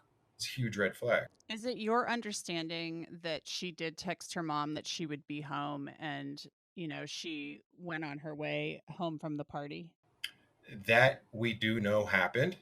Whether or not it was her that texted her mother, I don't know. That's an interesting question there. Because if they are staging this, if she is drunk or had her drink spiked, was it not her who made that text? There's a lot of people that are saying, this could be just an accident, which it very well could be an accident. However, this isn't an accident scenario per se. If you want to take into consideration that she did text her mom that she didn't misspell anything, she texted very legibly. So, and then she disappears right after. Yeah, it doesn't necessarily fall in line with somebody who's inebriated enough to make such a drastic, devastating wrong turn and end up in a reservoir. Well, there was some discussion that she, it was a graduation party with younger people. Mm-hmm. There were a couple hundred people there, I guess, at least. And there was some discussion that she was intoxicated. So, I mean, it is entirely possible that she maybe took a wrong turn. We just don't know at this point. Have you learned any information at all that leads you to believe, yes, indeed, this was a suspicious disappearance? Have you learned anything from law enforcement? As far as that goes, I can't disclose that. It's still an ongoing FBI investigation. CHP's involved as well as Nevada County, Placer County Sheriff's Department. There's certain things that I can't discuss, and I can say based on what I know, it's extremely suspicious. Extremely. Tell me what you saw when you found the vehicle. I've covered cases where vehicles have gone into the water and they start taking on water and they sink. Mm-hmm. And Yep. oftentimes people panic and they try to escape any way they can. Mhm. Tell me what you saw that leads you to believe there were some suspicious things going on here. You know, as far as particulars, again, there's certain things that I cannot say. You know, with the way her vehicle was found upside down, I would say that falls in line with a lot of the vehicles that we find underwater. Um, it is common for individuals to end up in the back seat, not necessarily in the back hatch area. So that's a red flag to me. Now, does that mean anything? It doesn't. It's possible in trying to get out. But we're also talking about a window that was out and another window that was halfway down as well already. And she's tiny enough to even fit out a half of a window. So I personally do not believe that this was just an accident, although it very well could be. Right. It very well could be. It's my understanding she was found in the back seat of the vehicle and that one window was apparently, allegedly busted out. One was partway down. Mhm. Is that what you guys found? No. The windows, the window being out and the window being halfway down, yes. In the back seat, no. In the back trunk cargo area, yes. She was not in the back seat, but in the back cargo area. Okay. So you're saying that Kylie's body was found in the back cargo area of the vehicle. Did that area appear to be open from the back seat? Because this is basically a small SUV. Yeah, I mean, it's possible to crawl back. Um, are you gonna crawl back there and not choose the window that's open or the window that's halfway open already? That doesn't seem logical to happen in that scenario. But who knows? I mean, there's no exact science to what a car does when it goes into the water and how it reacts to the water, the twisting and turning upside down, the nose diving because of the engine weight. Every car acts differently. I can tell you that with a car with a window out and a window half down sinks extremely fast to make it from there's no time to react, no time. So for Because it her takes on too much water. Yeah. you're talking about seconds, not minutes, Mhm. seconds.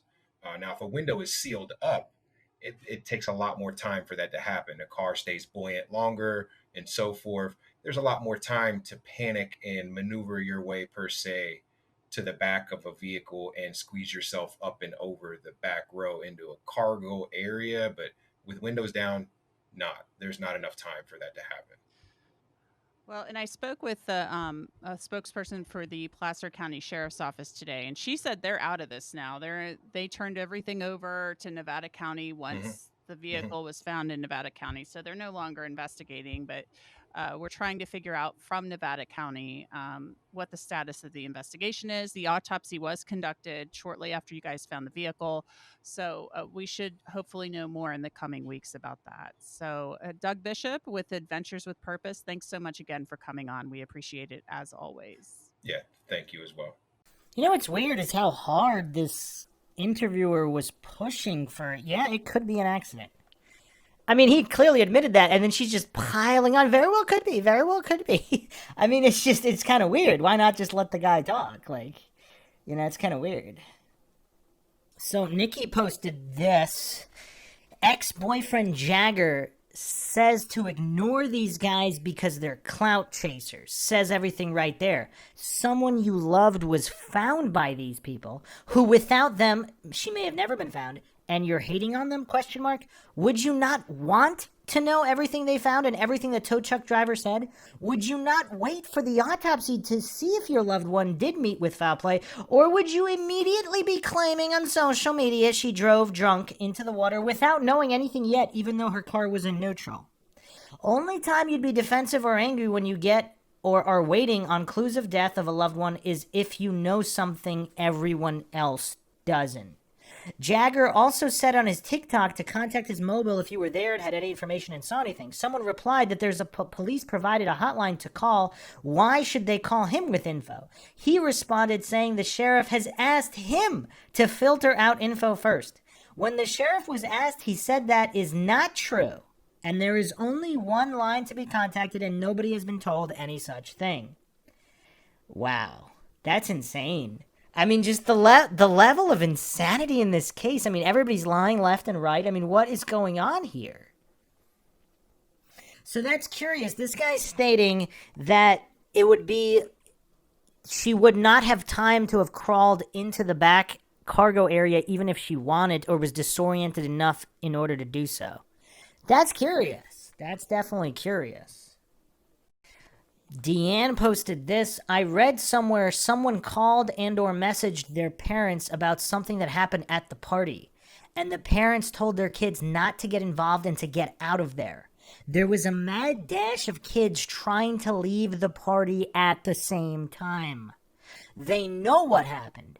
Vehicles that have been recovered after decades in the water are found still with the person still in the driver's seat. The tow truck driver may have thought he was talking to Kiely, but she has friends that look like her and that may have been who he talked to. And the guy, I believe, was her ex-boyfriend, Jagger. The reason they were staying separate and asking weird questions may have been a distraction as Kiely lay dead in the hatch of the car. This was not an accident. Wow, this is absolutely insane. Wow, this is crazy. We're going to get to the truck driver in a second here, but Sharon posted the tow truck driver said it was all on his truck camera, so they know who it was. Maybe it was Kiely and Jagger fighting. Maybe he showed up angry because she was at the party and was threatening her. Who knows, but maybe he was an abusive boyfriend, angry she broke up with him, ? Here's the thing, though. If it wasn't Kiely, who was it? And nobody's come forward to say that's who he was talking to? Regarding the event at the party that caused a mad dash, so a few things. Was it possible that it had nothing to do with Kiely? Like, let's say there was some other type of highly illegal situation, and everybody did a mad dash out, including Kiely, maybe? But, I mean, again, I'm not saying that that's the case. I mean, that'd have to be coincidental that there's something else crazy going on and everybody's making a mad dash out. On the other hand, obviously, we can't rule that out either, but apparently nobody's talking about what that situation was, if that's true. But, I mean, there seems to be multiple points of reference here that everybody's leaving at the same time for some reason.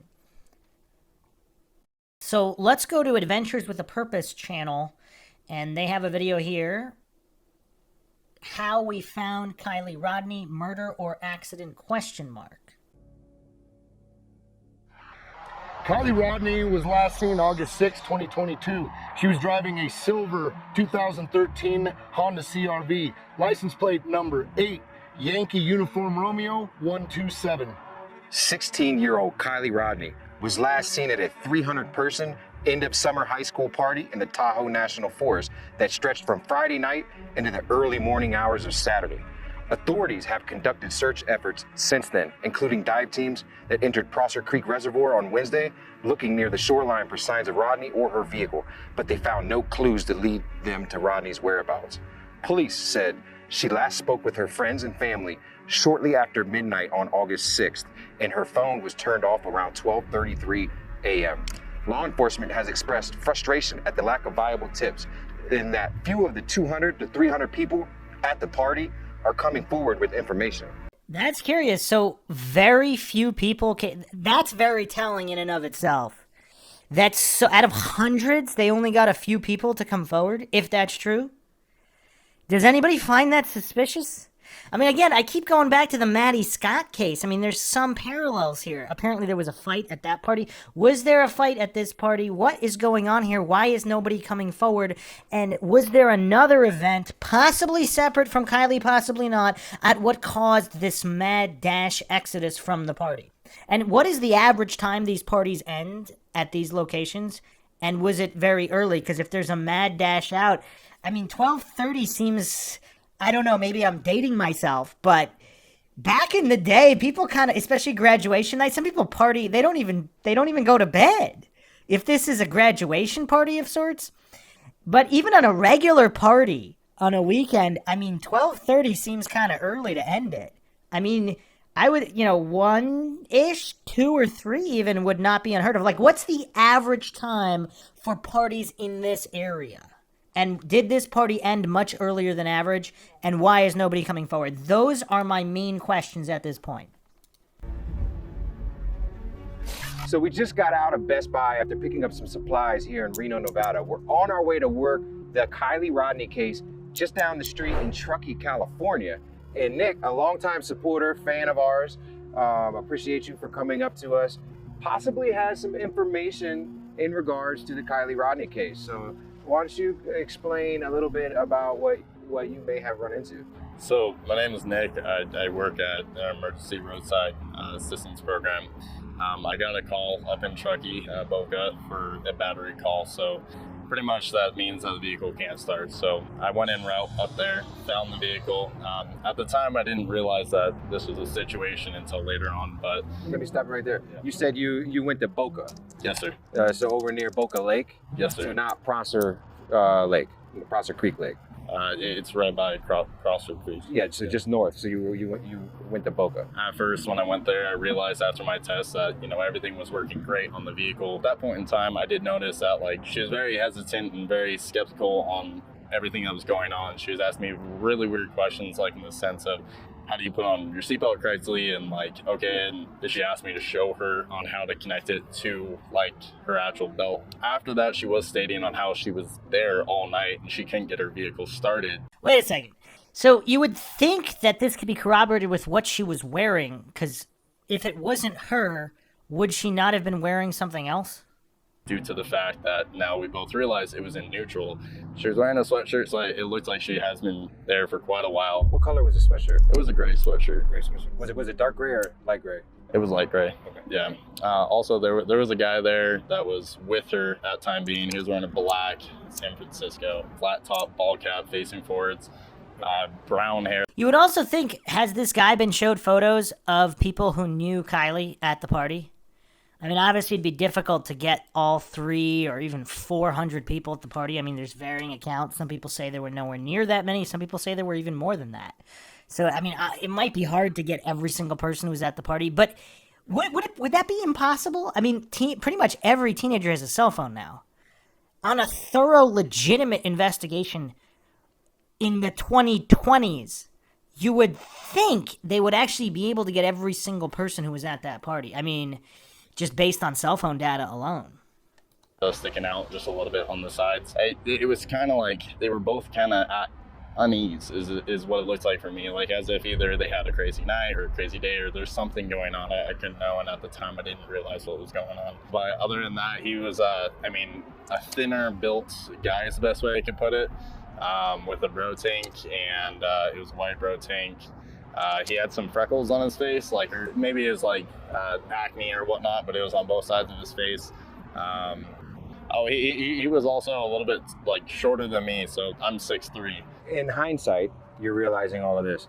When do you think that this took place? Was it before, during the day, after she disappeared? To be honest with you, it's either right after she disappeared or right before she disappeared. But it was around noonish, 11 o'clock in the morning when I got out to her. And during that period of time, after the period, I told her that I was going to leave and I hope you have a great day. Vehicle, I told her to keep it running for a couple of hours to obviously make sure everything's working good on the vehicle, charging system wise. At that point in time, then I left, and then a week later is when I saw at a coffee shop that she was gone. You saw this on a flyer or something? Yeah, but then everything spiraled out of control, and I got in contact with the detective and tried to do everything I could, and then I saw you guys. Now we know we probably have a tie to Boca, which was already on my radar. Do you know who placed the call to your roadside company? So I can't get details. Calls don't go through me. They go through dispatch. So you don't have... So when you were digitally dispatched, did you call them to say you were coming, or you just showed up? I did call, and nothing went through. It went straight to voicemail. Yeah. Do you know if she had a phone on her at the time? She did state that her phone was dead, so she used whoever this was, she used his phone. So that's how she did get in contact. Wow. That's kind of interesting, is it not? So this might have been the next day. What does everybody make of that? This is really weird. I mean, out of all the photos that he's seen, clearly, not clearly, but you would think someone would have showed him Sammy and, the known circle of people around her, as well as the known guys, the boyfriend or ex-boyfriend, whatever, or any other guys that she may have been associated with. You would think this would have all been done.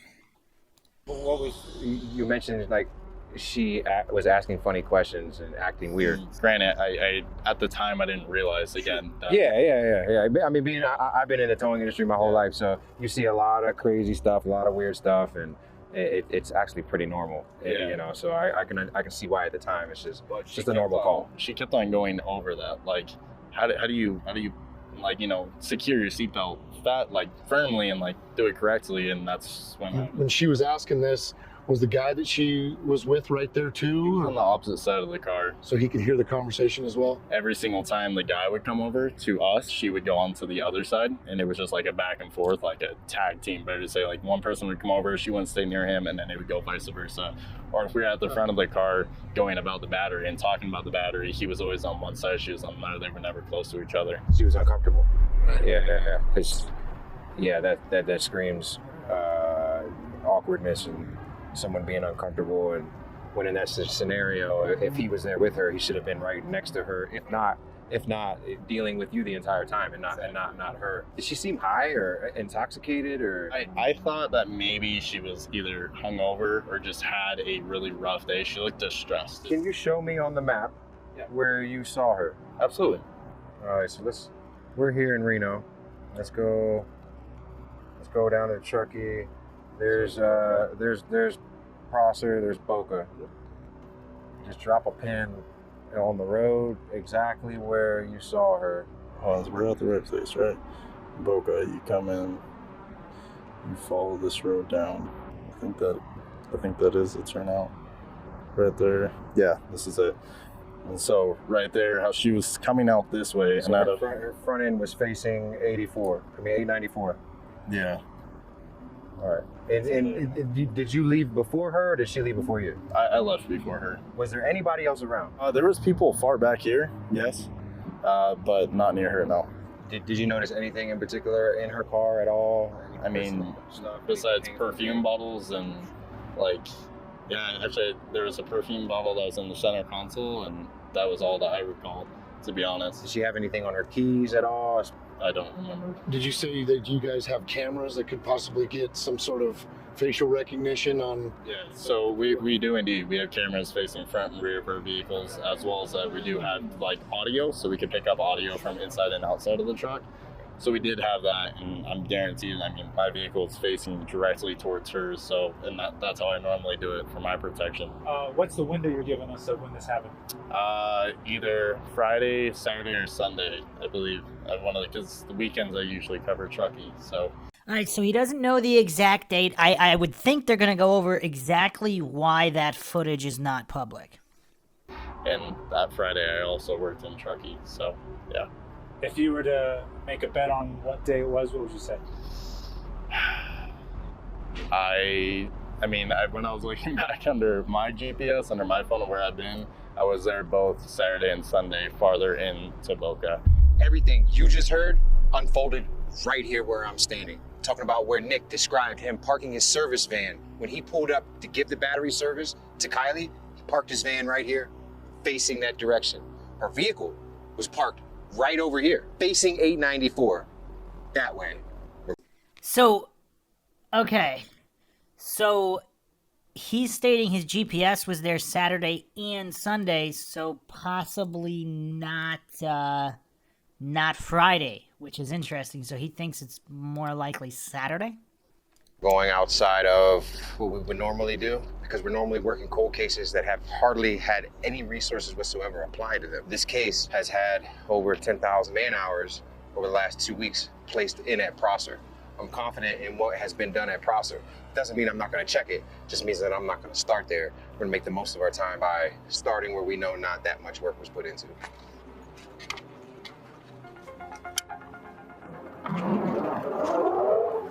I'm a firm believer in second chances. However, some things don't deserve forgiveness. Maliciousness does not deserve forgiveness. Cold-blooded, cold-heartedness, taking the life of a 16-year-old deserves zero forgiveness. I have set a radius of 10 miles around Prosser Creek Reservoir. We're going to work hard to clear Stampede, Independence, Boca, and Prosser Creek, all within that 10-mile range. Yeah, tomorrow marks 2 weeks since the Truckee teenager disappeared after attending a party at a campground. We are learning tonight that a new group of volunteers are coming from out of state to help find her. Everybody just wants the same outcome. It doesn't matter who finds her. 40 to 50 feet offshore. You could easily conceal a vehicle right in here. Doug Bishop and his team is ready to join the search for missing Truckee teenager Kiely Rodni. We all have one goal. We all just want to find Kiely. I've just located in the corner of this cove here a target that I cannot identify. We're also talking about a vehicle that is not going to come up the way a vehicle would if it had been under here for 10 years. Based on the height, it's not anything. However, I just want to make sure. The reason that this is suspicious is because you could dump a car down that hill back here in this corner, in this little cove, and no one will see it. The team coming in just days after authorities announcing they are scaling back the search for Kiely. I mean, just based on the way this guy talks and his thinking process here, I mean, this is not a stupid man. I mean, clearly, he's thinking about the logistics of dumping cars, who's watching, when they're watching, what the most likely area is, combined with all of his experience and the tech. To just immediately write this guy off and say he's wrong, I mean, this guy's clearly stating he strongly believes there was foul play. We've had over like 9,000 man hours into searching, which is pretty astronomical. Our biggest problem is where do we go and how do we keep sustaining this? They just want help. They don't care how it gets done. They just want it done.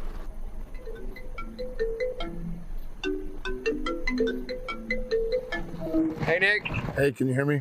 Yeah. I was just doing a test to see if a vehicle did go down in here, if they had cell service to call somebody, because we're not far from where she had to call because of the apparently couldn't start the vehicle. Right. So, okay, just testing. All right, buddy. All right, bye. So we've cleared the area behind the campground that was just behind where Nick serviced her car, allegedly, the day after she went missing. And we're now coming up along 894 as it heads north up towards Stampede Reservoir. There's a guardrail right there. However, if a vehicle went off this, you would have evidence of it. Unfortunately, we didn't find anything, but at least we can say we cleared it, and she is not in this lake, at least her vehicle is. I hope it's an accident, because accidents happen, as tragic as it would be regardless if she's no longer with us. An accident is better than somebody maliciously doing something horrible to her. I mean, you could just imagine the way that would happen in your last moments, knowing that someone is taking your life. I mean, does anybody think this guy's not genuine? Like, here's the thing I don't get. The people, like, even the ex-boyfriend accusing these guys of being clout chasers, look how much donations they have. I mean, look at what they're doing, they're funding. What would be the purpose? Now, I could understand if they weren't working on any other cases and they were, for whatever reason, focusing on this one, trying to just kind of push some kind of a conspiracy angle for whatever purpose, views. I mean, did they write a book about it, whatever? They're working on all these different cases. They're getting funded through donations by all these people, sending in donations to help them, working on all these different cases. It's not like they're pushing conspiracy on every single case. It really seems like they're just genuinely giving the information they believe. And you know what's really sick and disgusting? All these coincidence theorists that attack anybody who even hints that things might have possibly unfolded other than as reported either on the Idiot Box or by so-called officials.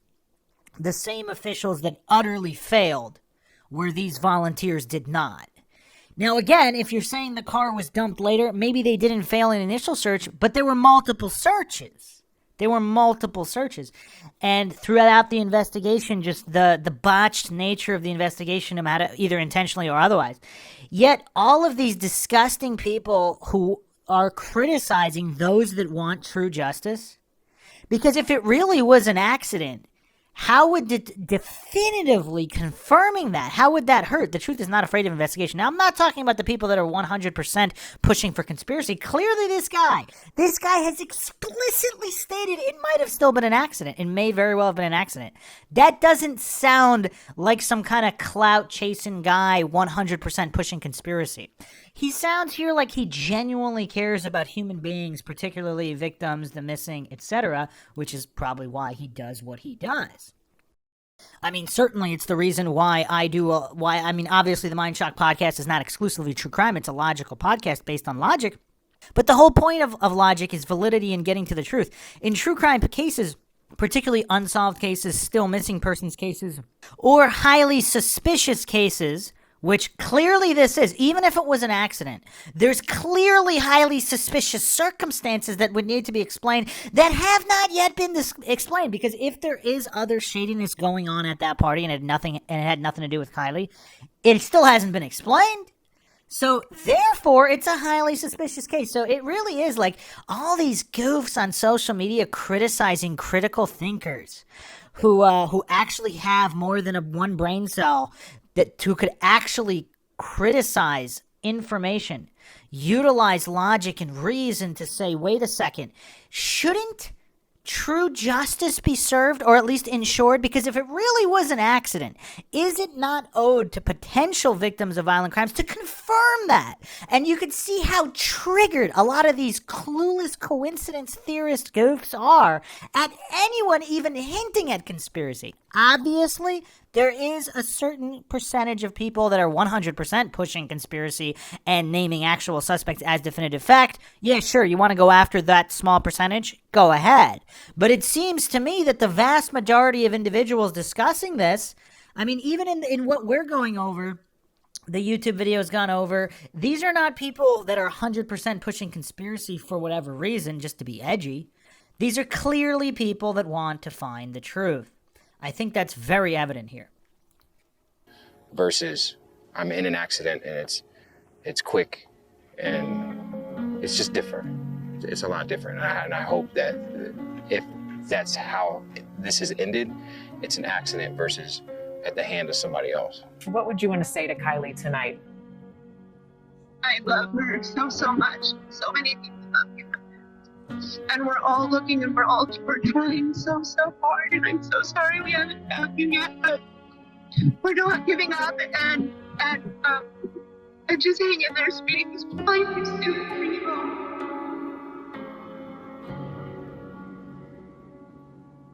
Intensifying search for a missing 16-year-old California girl who vanished after a campground party. Police are treating this as a possible abduction. Investigators believe someone knows something. They're asking anyone with information to come forward. When you miss a loved one or a friend or a community member and you don't know, that's a nightmare. But I don't want to find her. I want to be able to clear all this water and be able to tell the family, she's not here. She's not here. Is anyone picking up even an inkling of deception in this guy's voice? He doesn't want to find her. I mean, it just speaks so honest. Again, I could be wrong. Maybe this guy's a phenomenal actor and this is all an act, but I'm just not picking up any deception whatsoever here. That was, I think, the area of interest.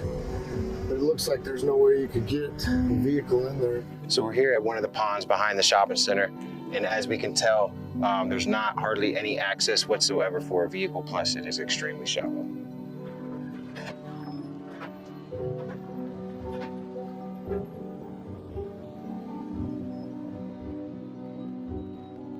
We're here, the ground is a lot harder, so the tire tracks are a lot harder to see. However, we can see tire tracks clear as day.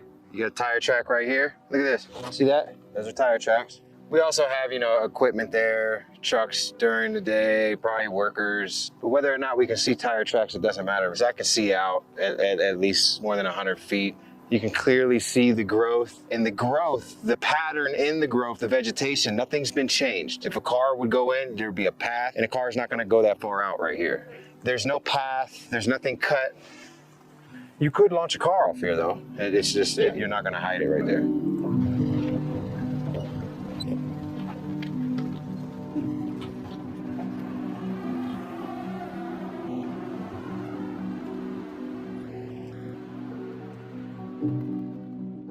Saturday, August 20th, we're at Donner Lake, Truckee, California. We can see a lot of visibility. I can see the bottom. I still can see the bottom. Wow. No, we can't see it on drone. So right here where it stops, it drops off significantly. So if it were to come in here, it's going to make it, this drop is a big drop. So it's going to keep, if it went in here, it's going to keep going. We're not going to be able to see it. Although the team could not say specifically what brought them out here to Donner Lake, they are concentrating on the boat launch and the area surrounding it.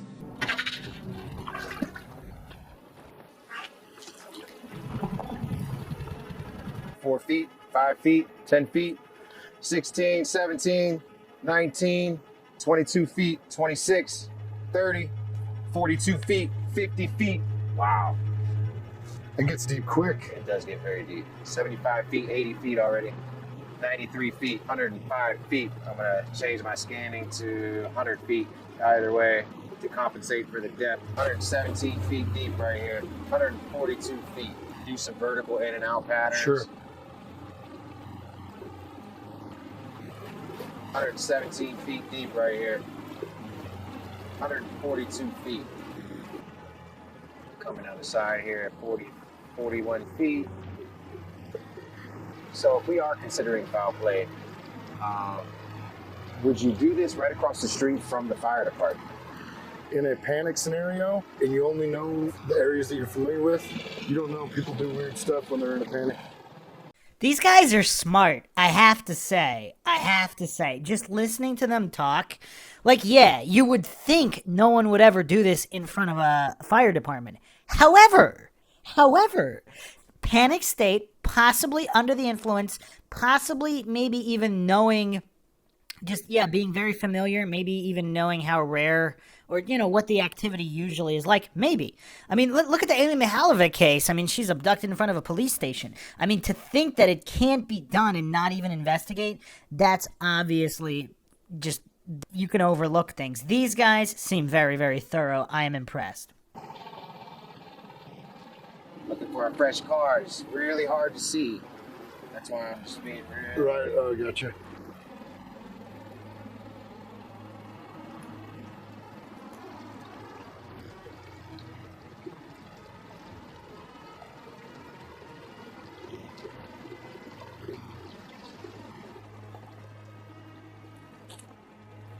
What is that?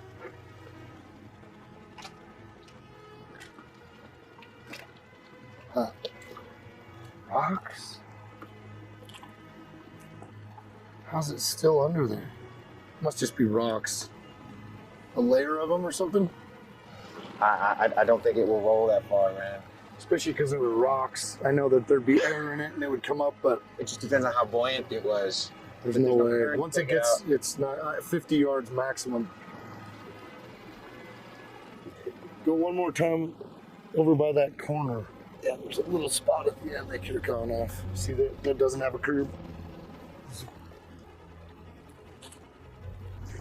If you look over here, you can see there's no guardrail or anything on this road. So we're just gonna scan the whole lake right here, make sure it's clear, because that vehicle could easily, whether it's accident or on purpose, go off the road into the lake. It drops off pretty steep. We're at 31 feet out here, so that's why we're gonna clear it.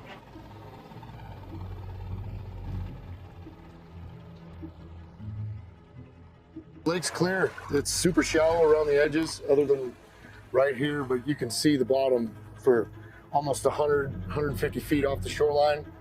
And there was only a few places where a car could even make it in there. We went even above and beyond that, so I'm 100% confident that the vehicle is not in this lake.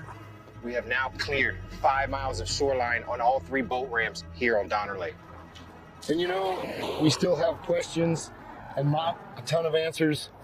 So maybe one of you, I know somebody out there has answers. If you or somebody you know thinks you might know something that happened that day or that night, you need to come forward. You need to step up, call the authorities, talk to somebody, and get the information out there. There is a 16-year-old daughter missing. A mother is missing her 16-year-old daughter. We need to find her, bring answers to this family. You know what's kind of crazy? The conviction in their voices. I mean, they seem to have more I'm not throwing shade at most police officers, but a certain percentage, they have more conviction than a certain percentage of government employees. I would say a large percentage. The team specializing in cracking cold cases free of charge, and they came from miles away to help solve her mysterious disappearance, now 2 weeks after she went missing. Day 2 in our search for Kiely Rodni, we're beginning right here at Ground Zero, Prosser Family Recreation Site, where Kiely, 16-year-old Kiely, disappeared from, according to law enforcement, this was her last known location. Yesterday, we based our search off of a tip that we deemed credible. We took that, we dissected it, and determined that we should start in a different area. Those areas were within our 10-mile radius. We were able to rule them out, and that's what brings us back to square one here at Prosser Family Campground. Kiely and her family are from the local area here in Truckee, California. And everywhere we've gone along this search, we have seen these posters absolutely everywhere. It's great to see a community come together in support for this family in need. And it's also because of a community like you that we are able to do what we do. So please, if you haven't done so already, please like, subscribe, share, and watch these videos. We really appreciate everything you do for us.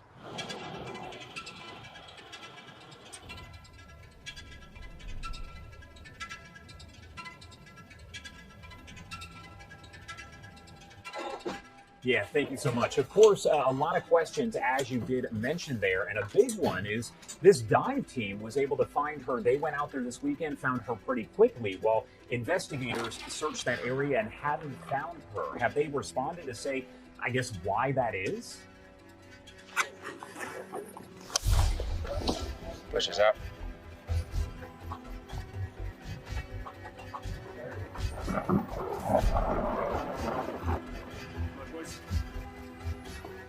Time is 10:41. We are now on Prosser Creek Reservoir. This is, according to law enforcement, Kiely's last known location.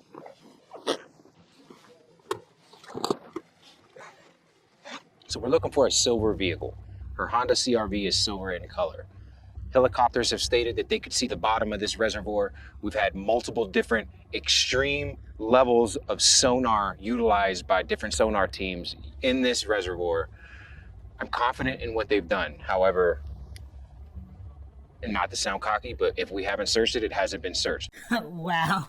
I mean, and that's the thing too, you got to double check. Now, what's alarming to me, if the lake is that clear that the helicopters specifically saw the bottom. Now, it would be curious.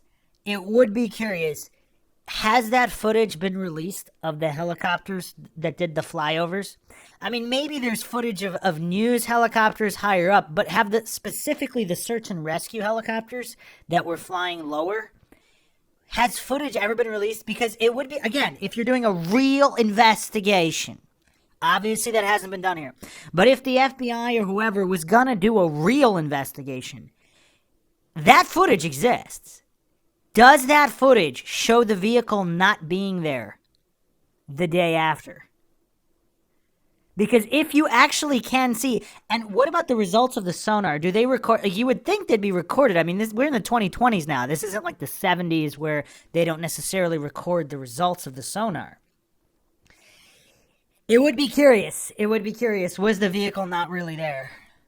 Because it almost seems like if we align all the variables, including the truck driver testimony, and how long it took for that alleged fire tower video, which may or may not be which may or may not be legitimate, and may or may not be her vehicle. But if it is her vehicle, how do we know that footage has the correct timestamp on it, or it wasn't doctored in any way? But whatever. It's not like it was put forward immediately. It's not like it was found immediately. Although, again, in a competent investigation, you would think one of the first things law enforcement would do would be to search for video immediately in that area. And unless they did and they had it and they didn't release it for whatever reason, but I didn't even make a comment about it. It's insane. But the point here is, between all of these variables, if the truck driver video, what happened to the video? Who's on the video?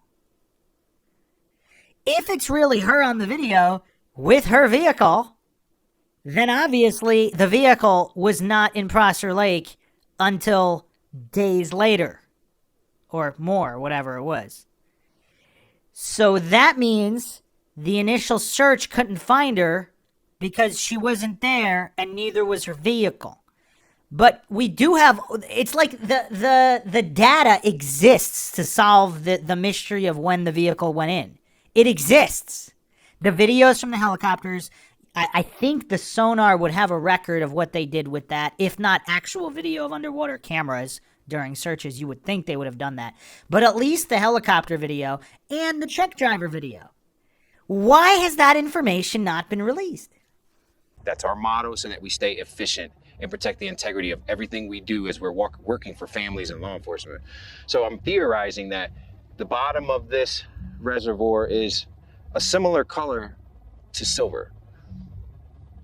Could it have not been seen? Absolutely. Could the car be in here?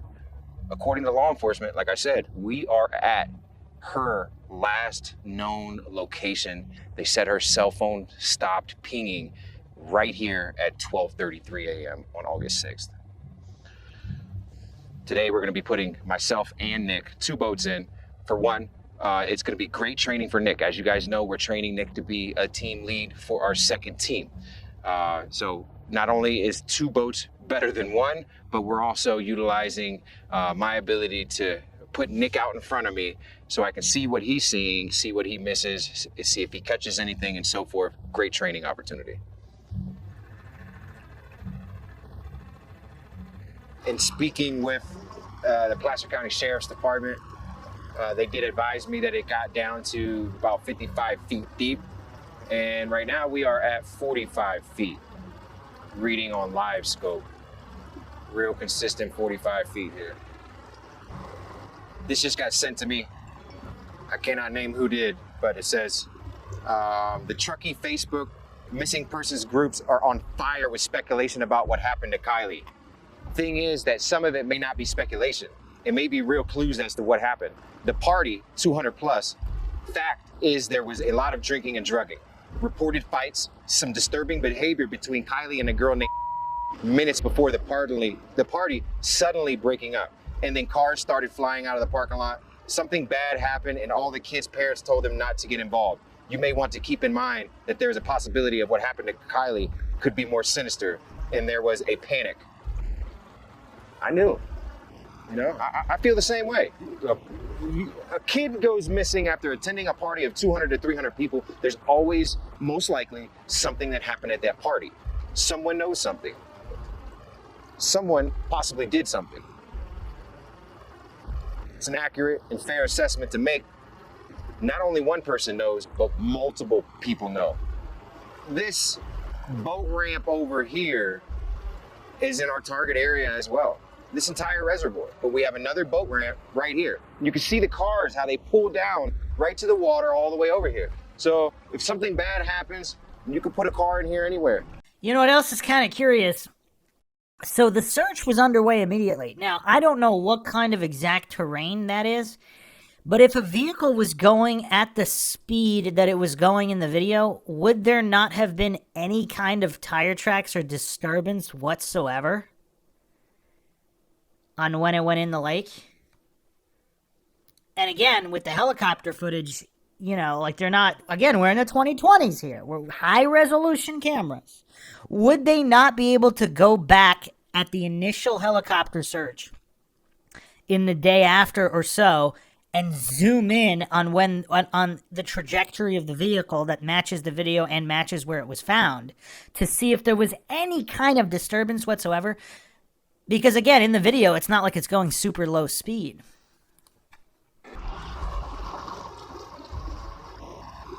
We are on the side where the party was here at the campground. So we're gonna find the vehicle. I would fully expect to find it right where we are right now. Really shallow, man. It's only 2 feet.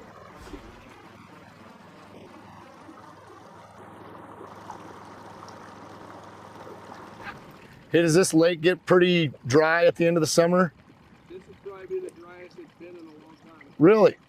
Okay. There's some weird. Let me see a camera. We'll go by it a couple times. There's something creating a big shadow right there. So. You know what else is weird though? Unless the vehicle was hidden somewhere, would the vehicle be on camera anywhere other than the truck driver? I mean, I don't know how heavily patrolled that area is. Police cruisers with dash cams or highway cams or just, tow vehicles with cams. If the vehicle was dumped days later, would it have showed up on other video? And it goes right off this point.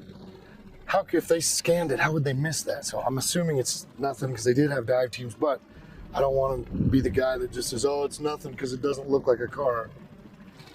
Hey Doug, Devin over here. We may have something. It's hard to tell. Live scope doesn't work, so it's hard to verify, but we're definitely getting a solid cast shadow. Where are you at? And it's to, I sent the coordinates to Carson, but we're on is this the eastern part of the shore? We're by the other boat ramp, not the one that you guys went towards, but the one at the top of the lake. So we're gonna head over here to the other side of the reservoir where there are lots of drive lanes down to the water's edge where people have cookouts, get-togethers, parties, family gatherings.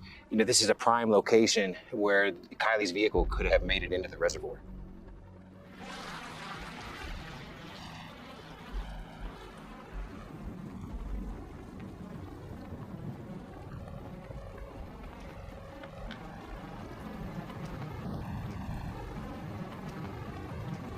Is that what you just saw?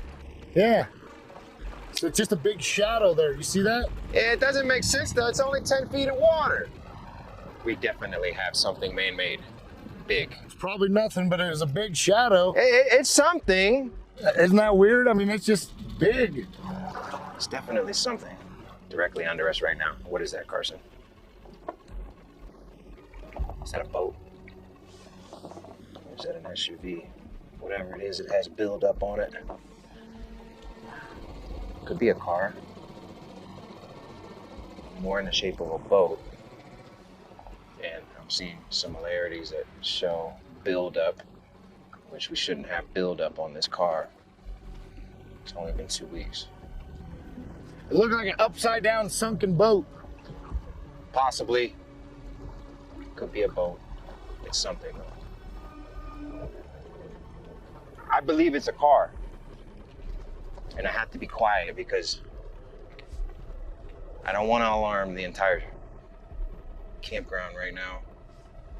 This is an ongoing investigation. Man, we're getting some funny imaging on this, which is indicative of a newer vehicle. You know what else too? Again, with all of just technology and everything, people are going to obviously behave. Well, it might not even be that different, but would criminals trying to get away with something, would they specifically wait until an area is searched with advanced tech? Divers, sonar, helicopter flyovers. How long would they wait? Would that be the best place to dump the vehicle? Where it was searched so thoroughly multiple times. Obviously, it wouldn't just be once. You would wait until it's been searched a ton of times to the point where you'd feel confident they either wouldn't search again or it would be a long time before they search or whatever. They search, they find it. But would that be smart to dump it where it was searched so thoroughly with high-level technology? There it is. See that? What is that? That's a wheel. See the wheel? Is it a wheel? Is it a boat? Looks like a wheel, man. Look at that. Look at that. That's a wheel. That's a wheel. We have a wheel.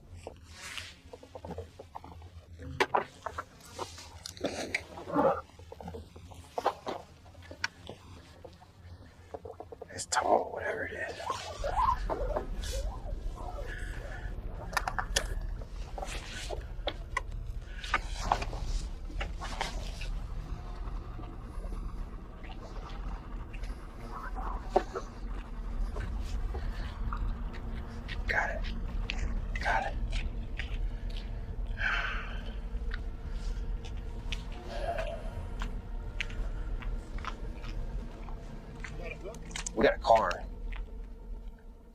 We got a car. So, trying to pull myself directly over it. So which side did it come from? Because looking directly behind him in this video, there's no it's like, it looks like there's no disturbance of time. I mean, obviously, so this is 2 weeks after, so I don't know if it rained or not or whatever, but there's just no trace of a vehicle going in. So, I mean, that's curious. I mean, you would think they'd figure out exactly how it went in. Supposedly, it matches the video.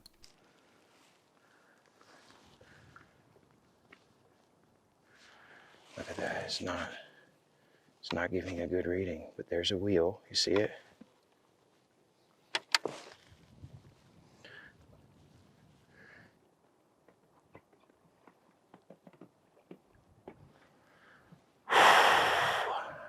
We need to go get suited up. We need to figure out how to get our RV over here.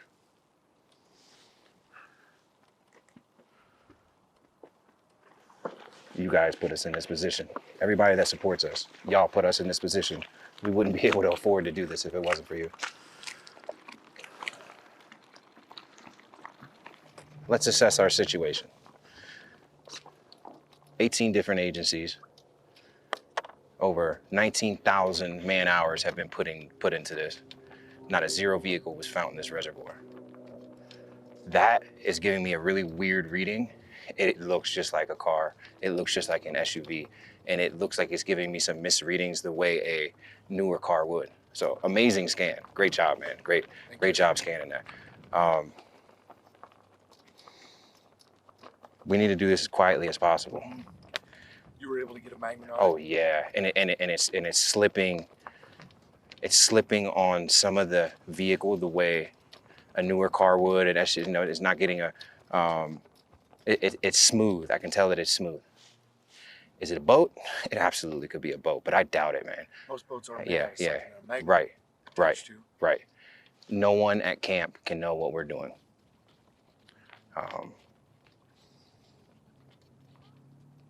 Everybody's phones need to be turned off. If you have a phone, you need to turn your phone off right now. The last thing that we want to do is cause alarm to the family, and or if this is a car and it's not the car we're looking for, I want to be able to do that peacefully. I don't want to cause a turmoil. If anybody knows that we found a car right now, it's gonna be unnecessary. It's gonna be unnecessary trauma for the family. We need to go back to the ramp and cause as little. We found nothing. We're just moving locations. Look how respectful he is. You could like the first thing on his mind is not to disturb the fan, because it might not be. Because again, at this point, how does he know it's her car? He doesn't even know for certain it's a car. He doesn't want to cause commotion or hoopla or attention in any way. I mean, are people really thinking that this guy is just doing this for whatever clout, so to speak? They already have a ton of clout. They're well-renowned, well-respected. Why would they go out of the way to push a possible conspiracy and foul play unless they truly believed it was so? That's all. Okay. All right. If this is her, this means all hope is lost as far as her still being out there, Right. And her showing up, her being found safe. This is devastating. This is as devastating as it gets. It's different when we're finding somebody who's been missing for 20 and 30 years. Right. This child, 16-year-old, same age as my daughter. She's only been missing for 2 weeks. Literally, the campground is right up over the hill. Right over the hill. This car is 0.3 of a mile from the campground she was at.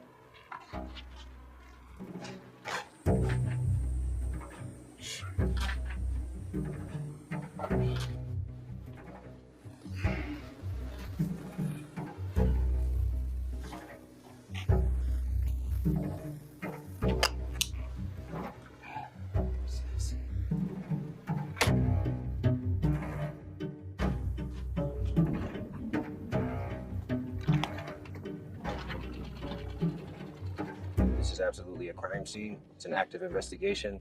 Our job is to be here to find the where, which we have done. Now we need to assess it appropriately.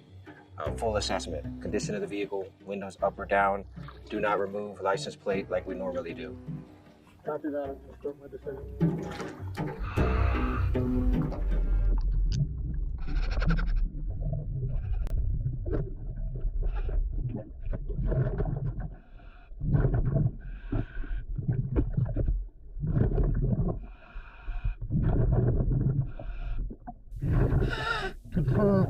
'Confirm. I see the vehicle and the license plate. We have just found Kiely's vehicle. Over. 10-4. Do a full assessment, methodically, slowly. Make sure you focus on footage of the vehicle so that we can accurately relay that to the authorities. The vehicle is upside down. I repeat, it is upside down. I'm at the rear of the vehicle now, working my way around towards the driver's side. Over. 10-4. I read you loud and clear.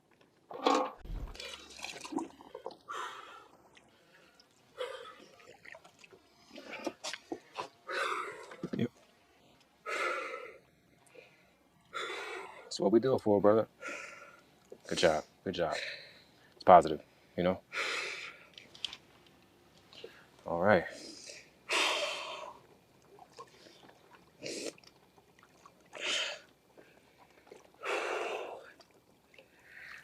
She's in the back of the vehicle.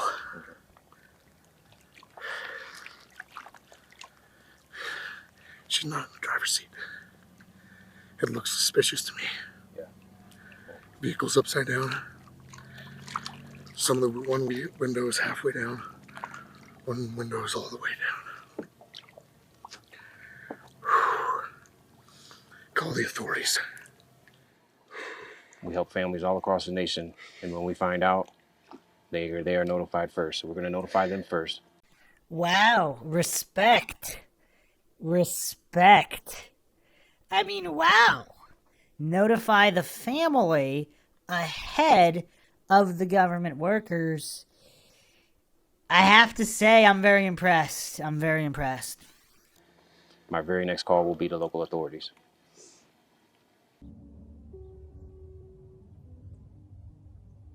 Right there?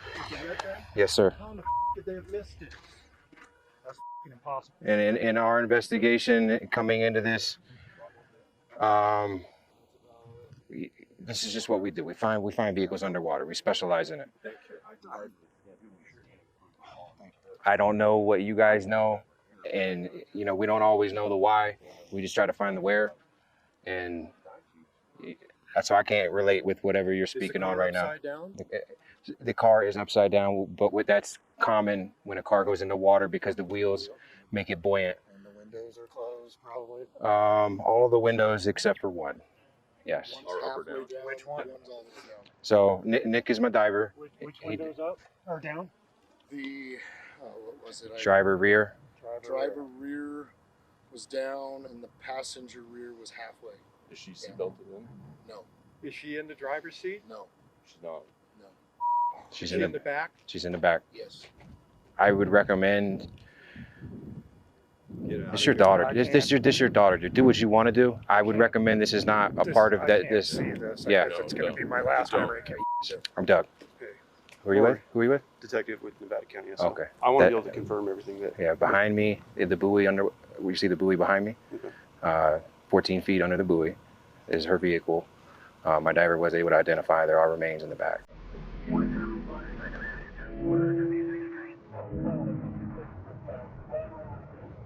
The specialty search and rescue team, Adventures with Purpose, say that they have located the body and vehicle of the missing teen. They say they found Rodni inside her car, which is in just 14 feet of water. The team says they've notified family and law enforcement. Placer County Sheriff's Office will now be taking over the investigation.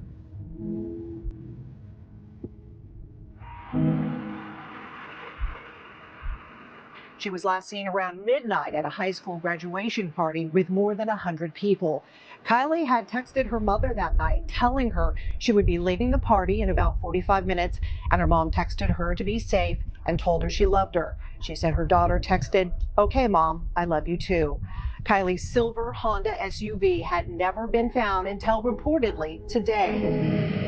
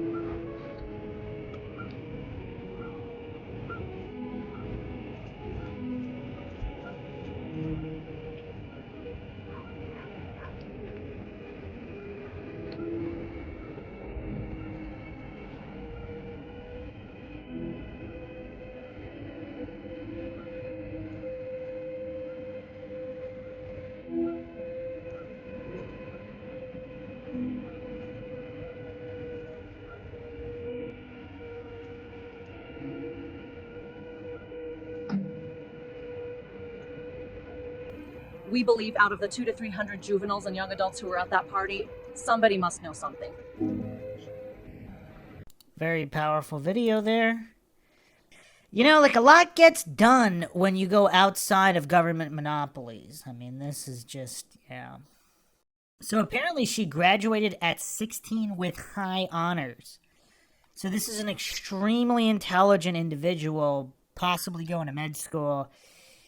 Yeah, I mean, you have to keep that in mind. I mean, I don't think that's nothing. Obviously, some people who are intelligent, highly intelligent, do find themselves in bad situations, but I don't know if we can completely write that off. Meraki posted, "If we haven't searched it, it hasn't been searched. Your motto saved this family years of heartache. From the world to you, thank you for everything. We can't say it enough." I mean, yeah. I mean, not to just go on anti-government rants, but I mean, come on. When you trust the government, that's never a good way to go. So, thankfully, there are people out there who don't just bootleg and, you know, they go out and get stuff done like these guys. So, apparently, there is drone footage of the car being visible, but the drone footage, I don't know if it was a law enforcement drone. It might have been a private drone. It was a week prior to AWP finding the car, so it was not from the day or 2 or even 3 days after. It was 1 week after her disappearance, so that doesn't really help in assessing whether or not it was there when alleged within that original night. So looking at aerial photos here of them pulling the vehicle out of the water, you can clearly see tire tracks of it coming out. So wouldn't there have been tire tracks of it going in? So, yeah, I mean, this is really crazy. So I can't really find any more information about this dash cam video from this tow truck technician guy. I did find references that police have the video. Now, is it not her? I mean, they haven't really commented, but yeah, that's very, very bizarre. I'm going to go over one more video here. So here's an intro. Well, before we get to the final video here, on the Kiely Rodni subreddit, general discussion, this is, again, many months ago now. Nobody's really talking about this case anymore, unfortunately, because these questions are still open. But here is a Redditor who summarized Facebook activity. At least 2 folks have shared screenshots with messages by locals indicated that Kiely Rodni was sighted with a man at Boca Lake on August 6th. So this is hearsay, but it appears to corroborate the also hearsay. There's also 3 locals who reported this as well. So there's potentially, 3 to 7 people who have either cited her or corroborated that she was supposedly cited in the Boca Lake area. So it's not just this tow truck technician.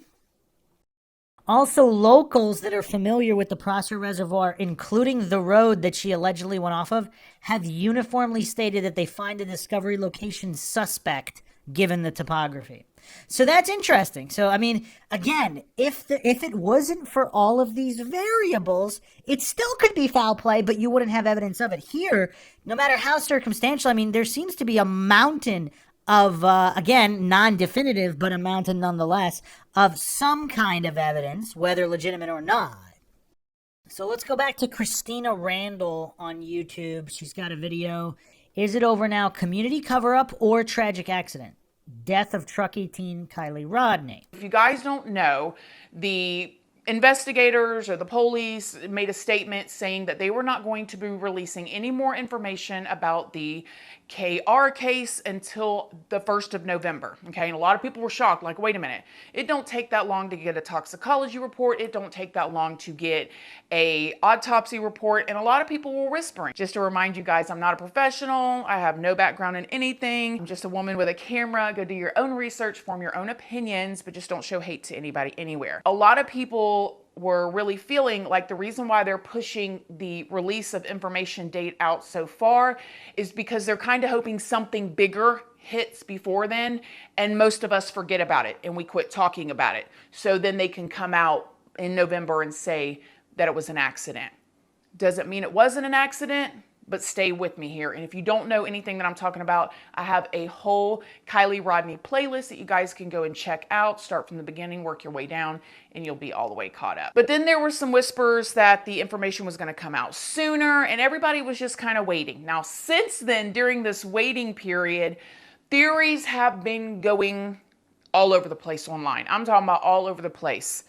All over the place. And I was just kind of watching things that you guys were sending me, things that you guys were asking me to respond to. And then Kiely's memorial was held. Okay. During Kiely's memorial, where they had like all the community or the people that wanted to come, the kids of Truckee, people all over to celebrate the life of Kiely, her mother, Lindsay, gave a little like speech or a verbal statement to the media, and then it went out and we all could see it. And I'm going to play a part of it for you here in a second. But when I saw this speech from the mother, there was some things that she said in it that was very bothersome to me. But then again, who am I? I'm nobody. Kiely is not my child. That is her child, okay? And in it, she more or less said, the way that I could understand it is, back off. She literally said, we got this. Let me play you guys a clip right here. You are talking about the death of my child. Our community's child. It's time to let our children mourn their friend quietly, peacefully. I hope you can find other, more beautiful and helpful ways to spend your time and remember Kiely. Call your mom. Take a walk. Pick up a new hobby. Please know we got this. Let her rest. And then she even talked about the monster of social media and letting the kids like heal. Unfortunately, the social media frenzy has become such a monster that our teens are suffering. And we want to create a safe space for them to heal together without fear of something being taken out of context. And even though some of the things that she said in there as a mother watching was like, oh, girlfriend, like, come on. Again, at the end of the day, that's not my child, that's her child. And everybody grieves and deals with things differently. I mean, just a counterpoint here. I mean, yeah, it's a little weird. See, here's the thing. Here's the thing about families and everything. I mean, there are cases where obviously the family might not want to believe something. Now, unfortunately, most children are killed by family members. Unfortunately, most women are killed by their husbands, boyfriends, ex-boyfriends, people known to them, and not sadistic, crazy strangers. That's just the statistical reality. So what family members might not want to believe, or they might want to believe it's an accident, that's not true justice for the victim. So I don't know if I'm in the minority here. I believe the victim takes priority over anything. Because justice delayed is justice denied. So if this was foul play, even if the family members, let's say they're completely innocent, they don't know anything, but who are they to say that justice can't be had? I mean, just because it's their kid, yes, but that doesn't mean that their kid doesn't deserve justice. Doesn't every human deserve justice? That's my take on it. Again, in terms of grieving and all that, obviously, everybody does that differently. But I don't know. In other cases, I guess family members have said something similar. Both family members that were involved in some kind of cover-up or complicity and ones that were not. So I'm not sure anything can be gleaned from this. I will just put a counterpoint.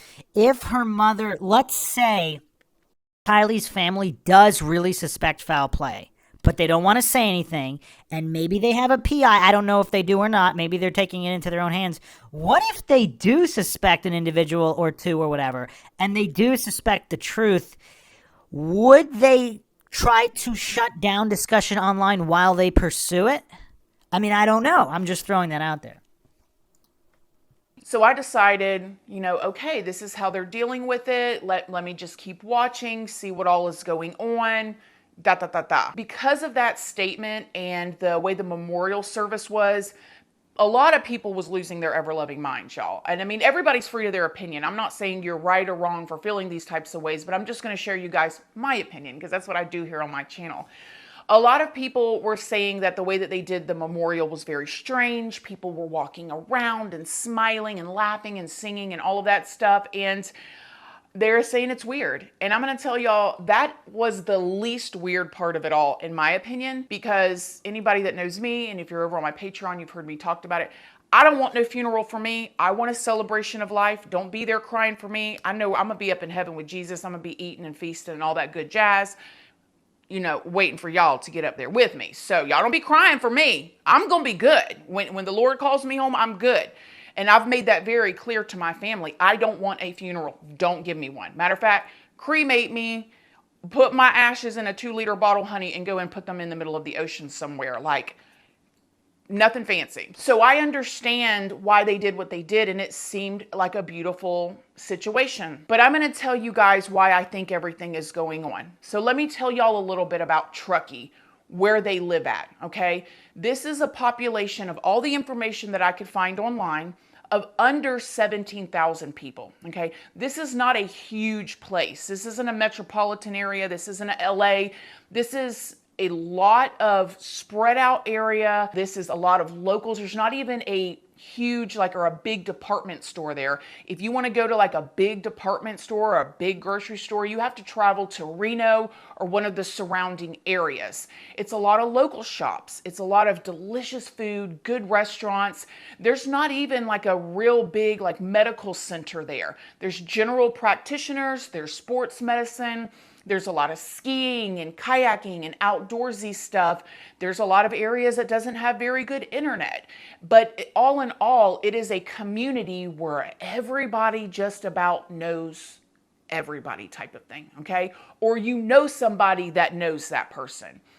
With that being said, investigators, cops, judges, lawyers, public administrators, they're all part of that same number of people. So when you think about things that go on there and you need, an investigator, you got to call 911, you're calling somebody that you know, right? Or somebody that knows. And everybody's just kind of connected in some sort of way. And I think that could be why it is difficult for Kylie's family to point the finger. Okay, you got to think about it. Kiely grew up in that community. I'm going to tell you guys about her home and that type of stuff and how she grew up in a few minutes, and maybe you'll understand even more. But she literally grew up there with her grandpa, her mom, her stepdad, and therefore her mom and her grandpa and all them, everybody knows everybody, right? The way I understand it is, the cops is, your friend's son, and the investigators that's investigating this is the person from the store's husband, so when you're in that situation and you've known these people your whole entire life and you're watching things happen with your child and they're missing things, it could be easy for some people to excuse things away because everybody knows everybody. And at the end of the day, if you point your finger and start accusing everybody and yelling at everybody, you're going to be the one left out. Those are good points as well. Those are really good points. It's not, and again, let's take this case out of the equation. Just looking at a whole bunch of cases in small towns, obviously you have both ends of the spectrum. You have family members that suspect people that are innocent because of, weird irregularities or anomalies or coincidences, and they go off the rails with that. And on the other side, you have people who just refuse to believe that friends or family could ever harm their kids, so they never even entertain the thought. You have both ends of this. So I only say that to say I'm looking at it from Kiely's mom and their family perspective and trying to figure out why they're doing the things that they're doing. And whether that's part of the reason or not, it still kind of makes sense. Like the girl, Kate, that a lot of people have been suspicious about online, the one that looks very much like Kiely, her mom is allegedly best friends with Kiely's mom. So if she had anything to do with it, which she probably didn't, I'm just using this as an example, she's been best friends with her mom for all these years. Now, I know a lot of us as parents that wouldn't matter, but I can understand how this is so messy in this tight community. See, Kiely's family owns a 2,700 square foot cabin up there, okay? And it's named Lost Trail Lodge. People from all over come and stay there, and they eat together and they camp together and they'll go skiing. And it just seems like a really off-grid, maybe some people would consider hippie or, just type of environment. It's weird though. So they have random people staying at their place. You would think in a thorough investigation, you would think they would have checked all the people that had been staying there at the time and then also previously, because somebody could have seen Kiely or followed her or whatever from staying at her home, the lodge. I think it seems like an awesome place. It'd be something that I would be interested in doing. It seems really cool to me. Like everybody, all these families come together, they, hang out, that type of thing. Well, that is Kiely's family's business. That is how they have been making money all these years. And it's in the community. And the community depends on each other. I point all that out because people are wondering why the family is not super pissed that the cops and the investigators keep missing all of these things like the laptop. Now, allegedly, the bodysuit that Kiely was wearing was found. And according to the person that said that they found it, somebody sent me a video or recording. I can't remember where I seen it. The lady that said that she found the bodysuit that was allegedly Kiely said that she kept calling the cops over and over again and nobody would come and get it.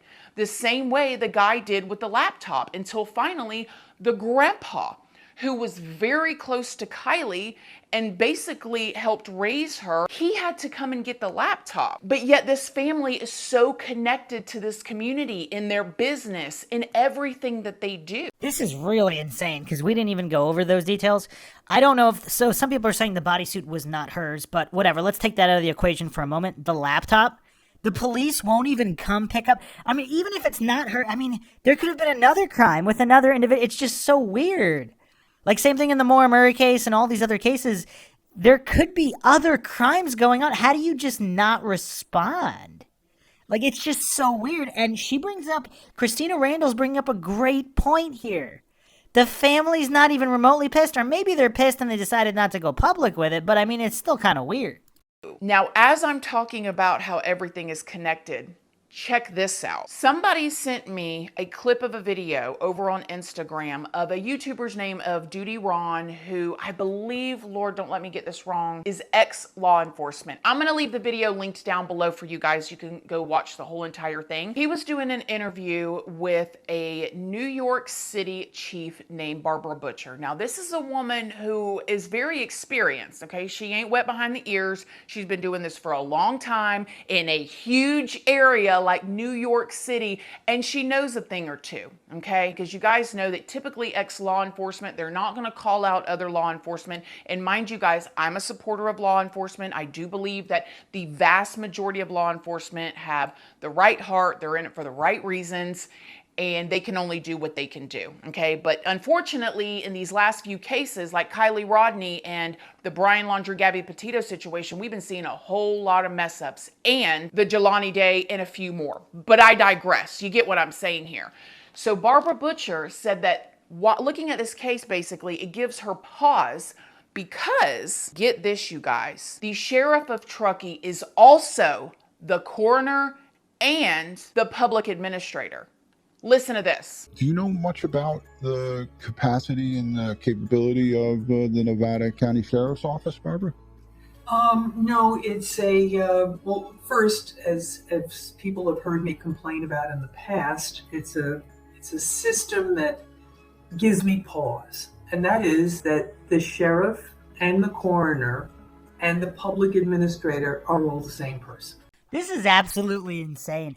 I mean, to the people that think that there's nothing weird about this case, it's one thing to say, okay, let's not make the determination it's definitely an accident, it's definitely not an accident. But to the goofs that are hallucinating that none of this is weird, I mean, that's kind of weird. I mean, how many people can hallucinate this is all completely 100% above board with no anomalies or coincidences at all? I mean, this is weird. And there's another demographic of goofs who say, oh, not everything's a conspiracy. Obviously not. There's thousands, tens of thousands, hundreds of thousands of cases that nobody's talking about because there was no conspiracy.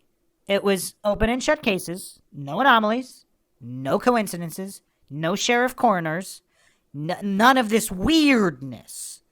That's why those cases are not endlessly being discussed on social media or other places. This isn't rocket science, but for some reason there's a demographic of triggered goofs who go around on MINDSHOCK and all these other places. Like, not everything's a conspiracy, just because they're too mentally weak to understand that some cases are. When I heard that, I thought there's no way. So you're telling me the person that's the sheriff is also the coroner? That seems weird. So I looked it up and check out this. That's what it says online. Moon, I'm the sheriff of Nevada County, and appreciate everyone's response and being here today to get some more information into our investigation. Well, first, as people have heard me complain about in the past, it's a system that gives me pause, and that is that the sheriff and the coroner and the public administrator are all the same person. Wow. So I don't love that. A New York City chief said that gives her pause. Like, meaning the way I took it was, that's weird. It shouldn't be like that.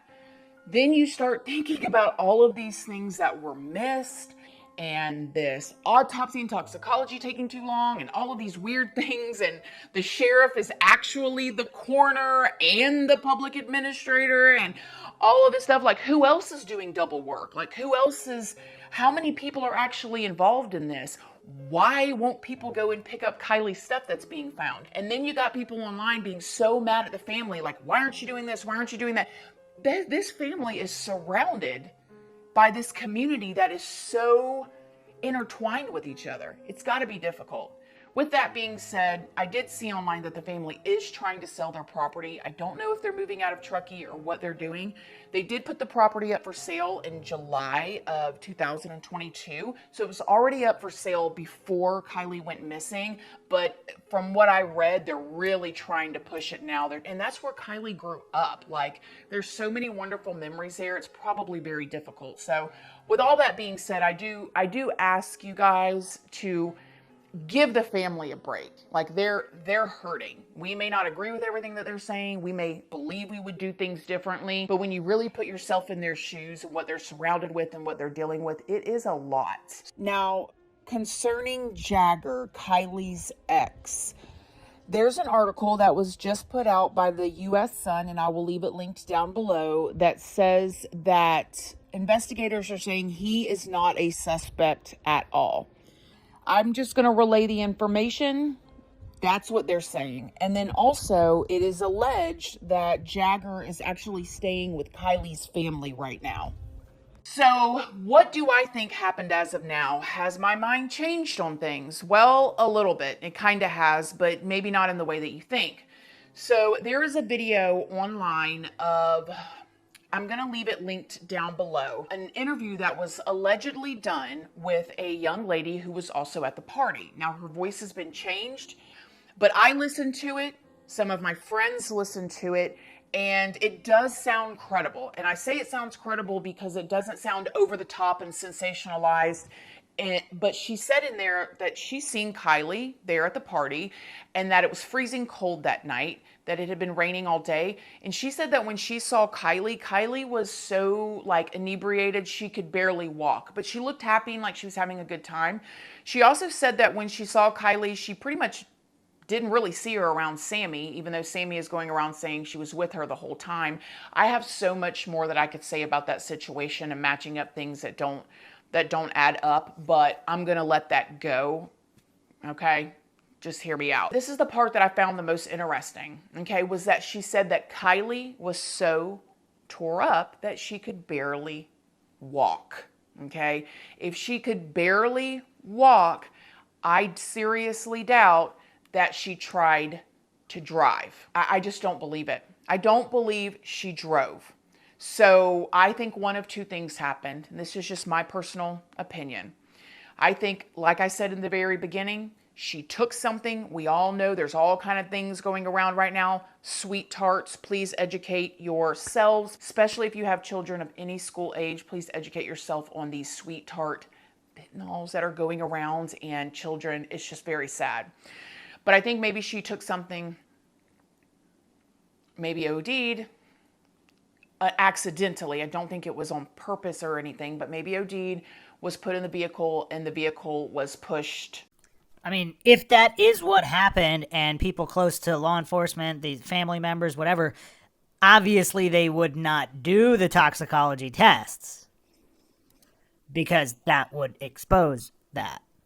And since they didn't, what does that mean? Into the lake. If the whole, AAA driver story is true, that seems like that could have happened. Or I'm wondering now, after listening to the interview from the young lady that was at the party, if she was super drunk, barely walking, and maybe, it was time for her to go home, or she was ready to go home, and she was going to have a friend drive her. Maybe she got into the back seat part, not the trunk area part, maybe the back seat part to lay down like we do when we're tore all the way up and the world is spinning. Oh, y'all have never been there. Just me.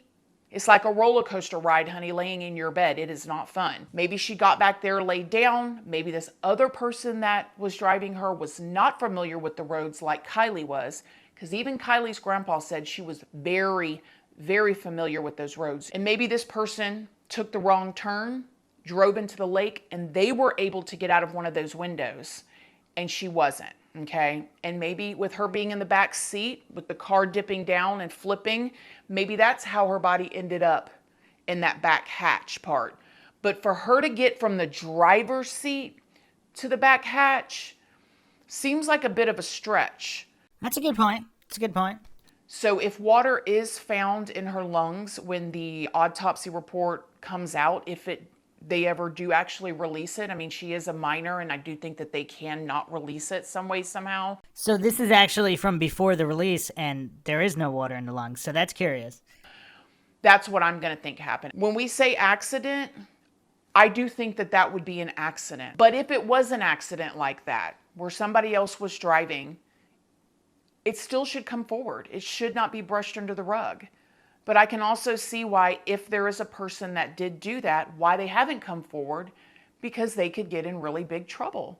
And you know what's weird too? If the family members and the whole community believes that person, like let's say they know who that person is, if they believe with 100% certainty that that person did not intend to harm her and they were trying to help her, would they cover all this up for that person? I don't know. I'm just asking the questions.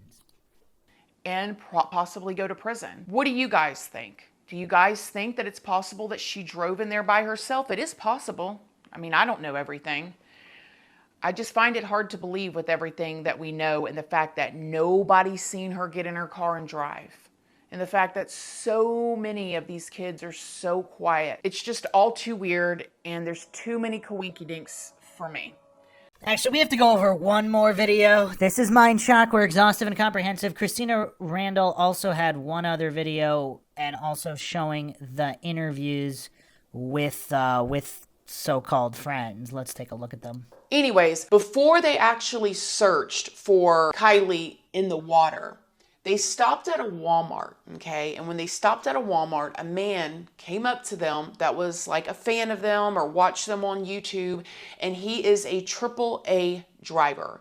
Now, he did an interview. He said that the day before Kiely went missing, or the morning after at around 11 a.m. or 12 p.m., he saw Kiely, and he ran into her because her car was broke down, and she called AAA from a friend's phone, and he showed up. He was asked to show on a map exactly where he went and where he found her, and this is where this man says he saw Kiely. He said that she was in Boca. Now, as the conversation went on, it really sounded like he said he checked his GPS and that he found that he had went to Boca on Saturday and Sunday, which says that he is saying, I don't know if he is telling the truth or if this is right, but if what he is saying is true or right, he saw Kiely on Saturday morning at 11 a.m. to 12 p.m. And then you've also got to remember that Kiely's mom said she got a text message from Kiely around 11:30 p.m. Friday night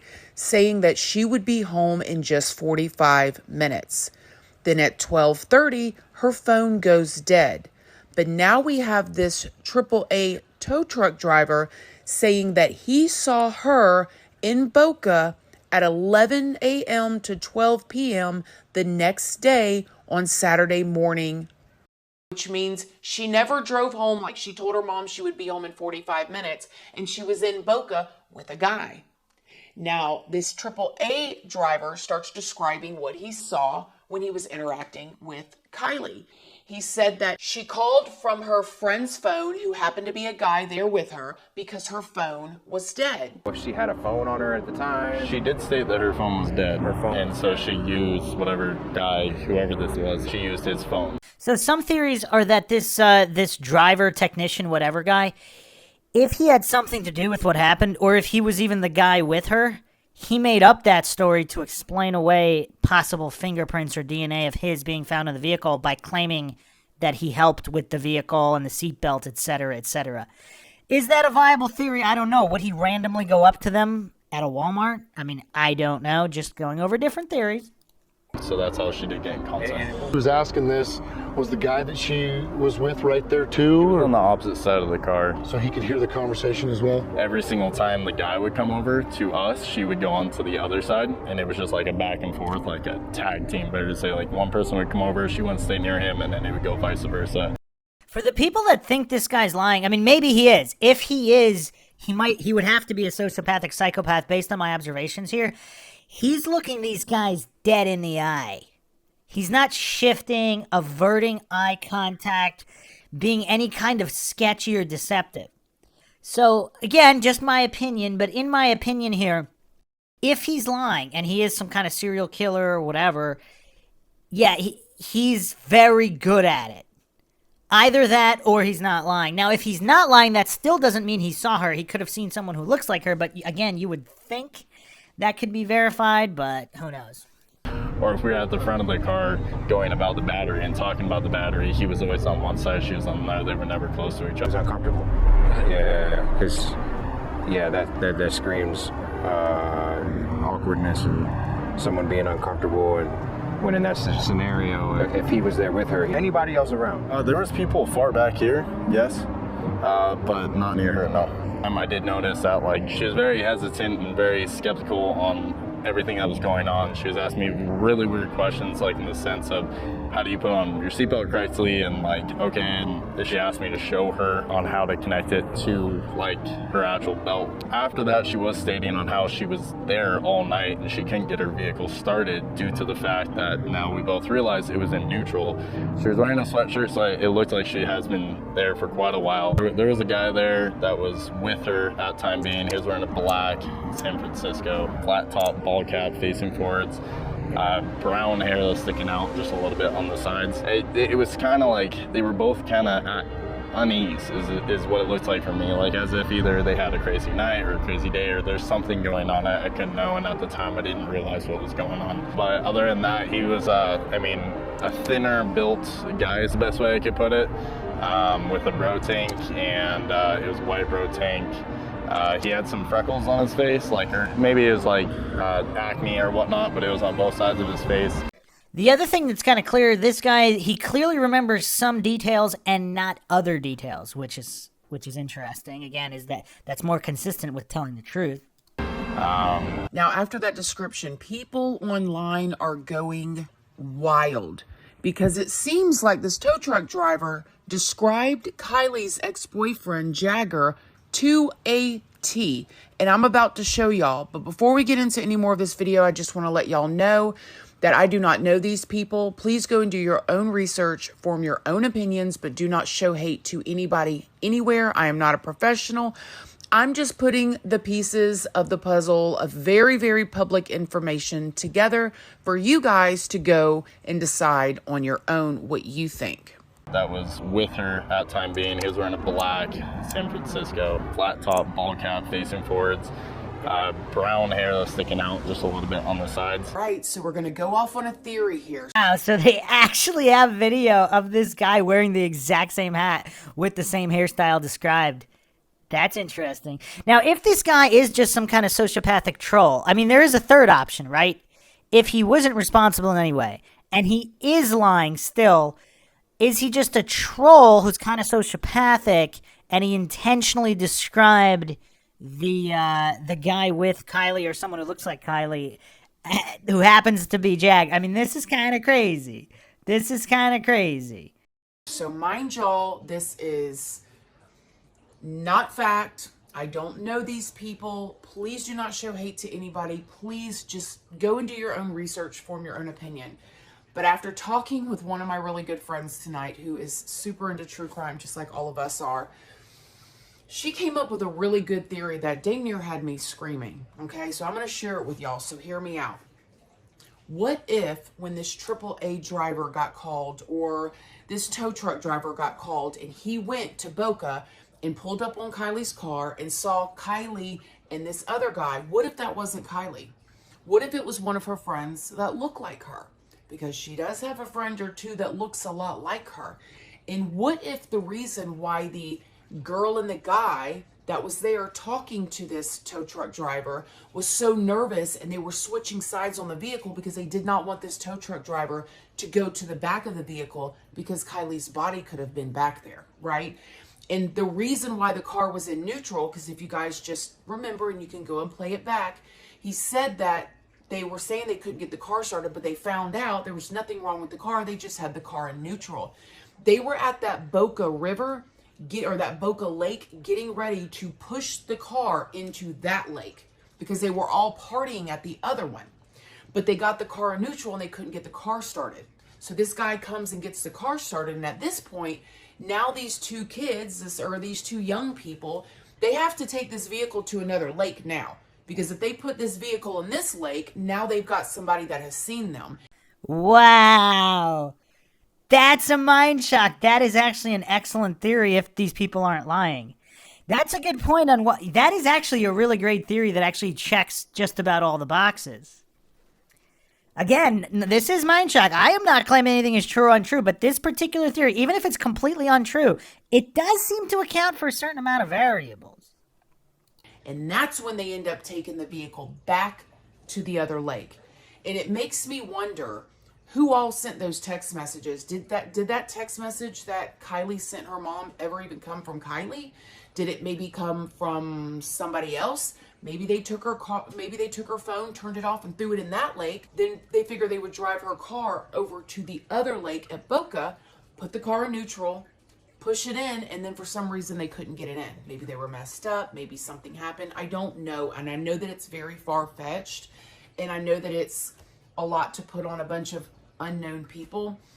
But you guys, when you watch some of these interviews with these friends, and oh my gosh, please y'all don't show hate to anybody, because I don't know. This could all be wrong. This could be a really freak tragic accident. It could. And also to keep in mind, before we even look at these interviews, if these people are involved in something else that's shady and they're lying because they don't want to point it at something else, that doesn't mean that they were involved with whatever happened to Kiely. Also, if they are feeling guilt for not being a better friend or whatever, or not preventing something of the accident in any way, even if they're not responsible for it, that could also be showing up. So let's preempt with that. Obviously on MINDSHOCK, I do not claim anything is true or untrue. I do not claim anybody is innocent or guilty of anything at any time. But man, some of these situations are weird. When you hear these people, the ones that would speak out, talk, and the things that they said, listen to how they talk. It's like, okay, be safe. Don't, do anything stupid. I definitely feel like that in this current situation that she's safe. I don't know where she is. We don't have anything to go off of at this point, but I fully believe that she's alive and well, and I fully believe that the two of us, three of us, or other people are going to bring her home safe. She's safe, so that's why we came here today, because I wanted to look around for myself, because I haven't been here yet. That's why we came here today, because I wanted to look around for myself, because I haven't been here yet. That is kind of weird. He believes the two of them are going to bring her home safe? And wow, this girl really does kind of look like her. To make things even weirder, Jagger made this post over on his TikTok that said, "Any info will help at this point. She was last seen at Prosser Lake around 1:30, most likely drunk driving. If anyone has anything, please come forward. You are not facing any charges." And then a comment said, "Call Placer County Sheriff's, not the number." And then Jagger responds, "Me or the sheriff. We are all working in the same thing, and the sheriff would like me to filter through any information I can before it gets to them." So somebody went and commented on the sheriff's page and said this: "The kids are involved. Can you verify Jagger's comments that the sheriff wants him to filter information before it goes to the police? These kids are hiding something, and that should be addressed. No one finds it suspicious that this girl Sammy, who wasn't even close with her, and they aren't even friends on social media, who has dated her boyfriend, is so overly involved with no emotion and her trying to control the situation. These kids know more than they're saying." And then the sheriff's office responds back, "That is false. The only tip line is," and then it gives the information. So why would an ex-boyfriend that allegedly wasn't even there, barely even text her, want comments or tips filtered through him? It's just really bizarre. But let's keep moving here. Sammy Smith says she was the last person to speak with her at the party early Saturday morning. She was having a fun time at a party, just being a teenager. Everything she drank, I drank out of. And there was nothing that seemed off about her. Everything she drank, I drank out of. Everything she drank, I drank out of. So another thing that people online are talking about and saying is very strange is this young lady, Sammy, put together on August 8th a Tahoe teen to teen. Now, remember what we just read from the ex-boyfriend Jagger, filter stuff through me to the sheriff. You can just call me if you have any tips. Well, now Sammy, Tahoe teen to teen. We are having a Tahoe teen to teen meetup August 9th from 5 to 7:30 in Tahoe City at the Save Mart in Tahoe City. We really need all the information we can to get all and any Tahoe kids. We have had a lack of reach out from many Tahoe kids who were at the party and may know information. There will be no parents or adults or cops at all. We are only trying to help Kiely, and all reports can be made anonymous if asked, and all people interviewing will act as if they've never met with you. So, this could be a really awesome try to help find some information on your missing friend. But there are people online that think that it could be also a way to find out what other people know and maybe make sure none of the good tips go through, or maybe even see who's seen anything. That's a great point. I mean, you kind of can see both sides of it too, but it is curious that these two specific individuals, and if that is true that Sammy has dated her boyfriend prior, they're not friends on social media, so they're not really friends. Other people at the party are claiming that they barely interacted at the party in the first place, but Sammy's claiming they were together the whole time and she saw everything she drank out of, and drank out of it as well. Really weird. I mean, this is weird. I mean, I don't know. It's kind of weird. So people are very suspicious. And then, allegedly, when AWP found Kiely's car and made that post that said, "We just found Kiely," allegedly, an account with the name as you see above made this post and said, "This post is not true. Kiely has not been found." Almost like whoever made this post was really hoping that she wasn't found. I mean, I don't know about that. If people that are close to her, they might have thought it was a hoax or whatever, because the police at that, I don't know, did the police, if they're not 100% up to date, they might have thought it was a hoax, and obviously people close to a victim could react in certain ways like that before they got the info. Because obviously it'd be all over the place soon enough, so what would be the purpose of trying to control the narrative at that point?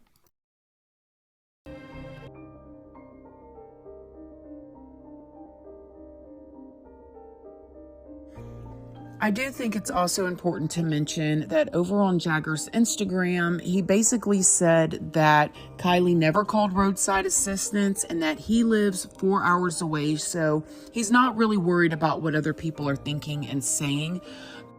But something else that I thought was interesting is Jagger allegedly commented under the Adventures with Purpose post about the video and called them clout chasers, and said that his witness was an effing liar and that the guys have no respect. Now, I'm just going to add one more theory. I don't know if Christina's going to go over this. If Jagger thought this guy was describing him and it's not him, because those SF hats, they are kind of popular. And not every single teenage boy or, of that in that age group, they don't all have super short or super long hair. Some of them have medium length hair like he does, and they could stick out of the side of the hat. So a hat that's that popular, he might have thought, what if Jagger really thought that Adventures with a Purpose, like he doesn't know them, if he thought they were some type of grifters or something and just wanted to be edgy for attention, maybe he thought they staged this specifically to make him look like he's the culprit, even if he's not.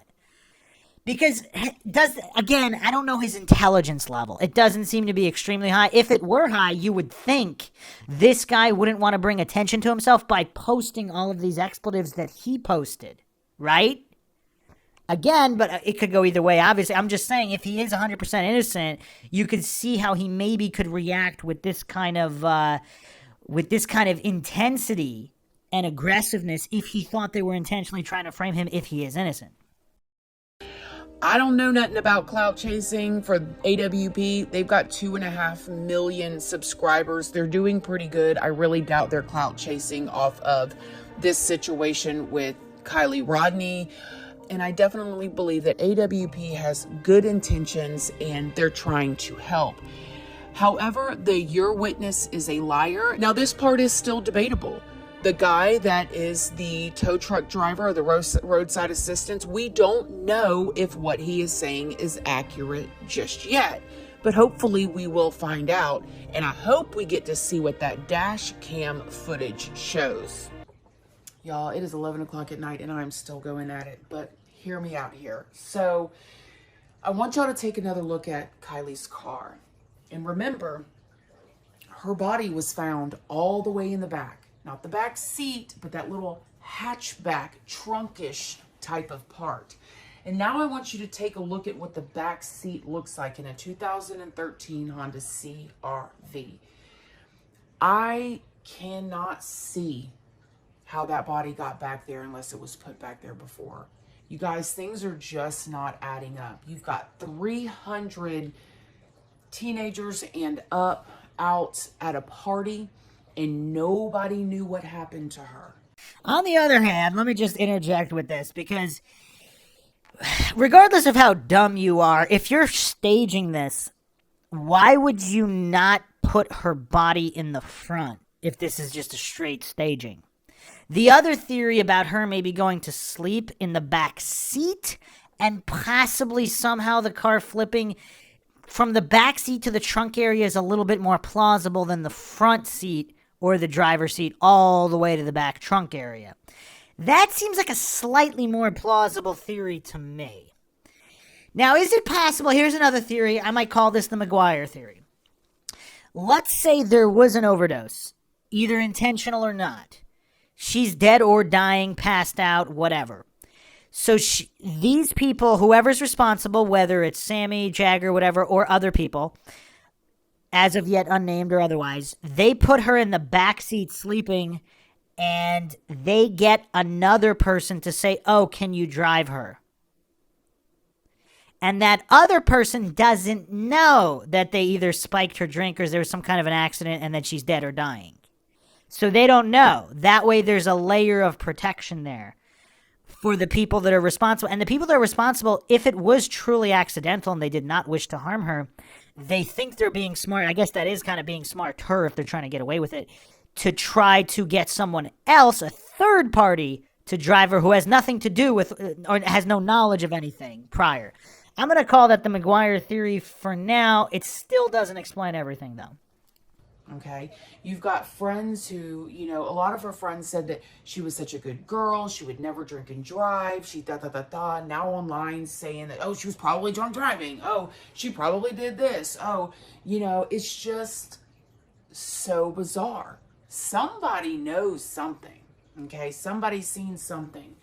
The part that I did not tell y'all was there was another video by a YouTube channel named Zav Girl.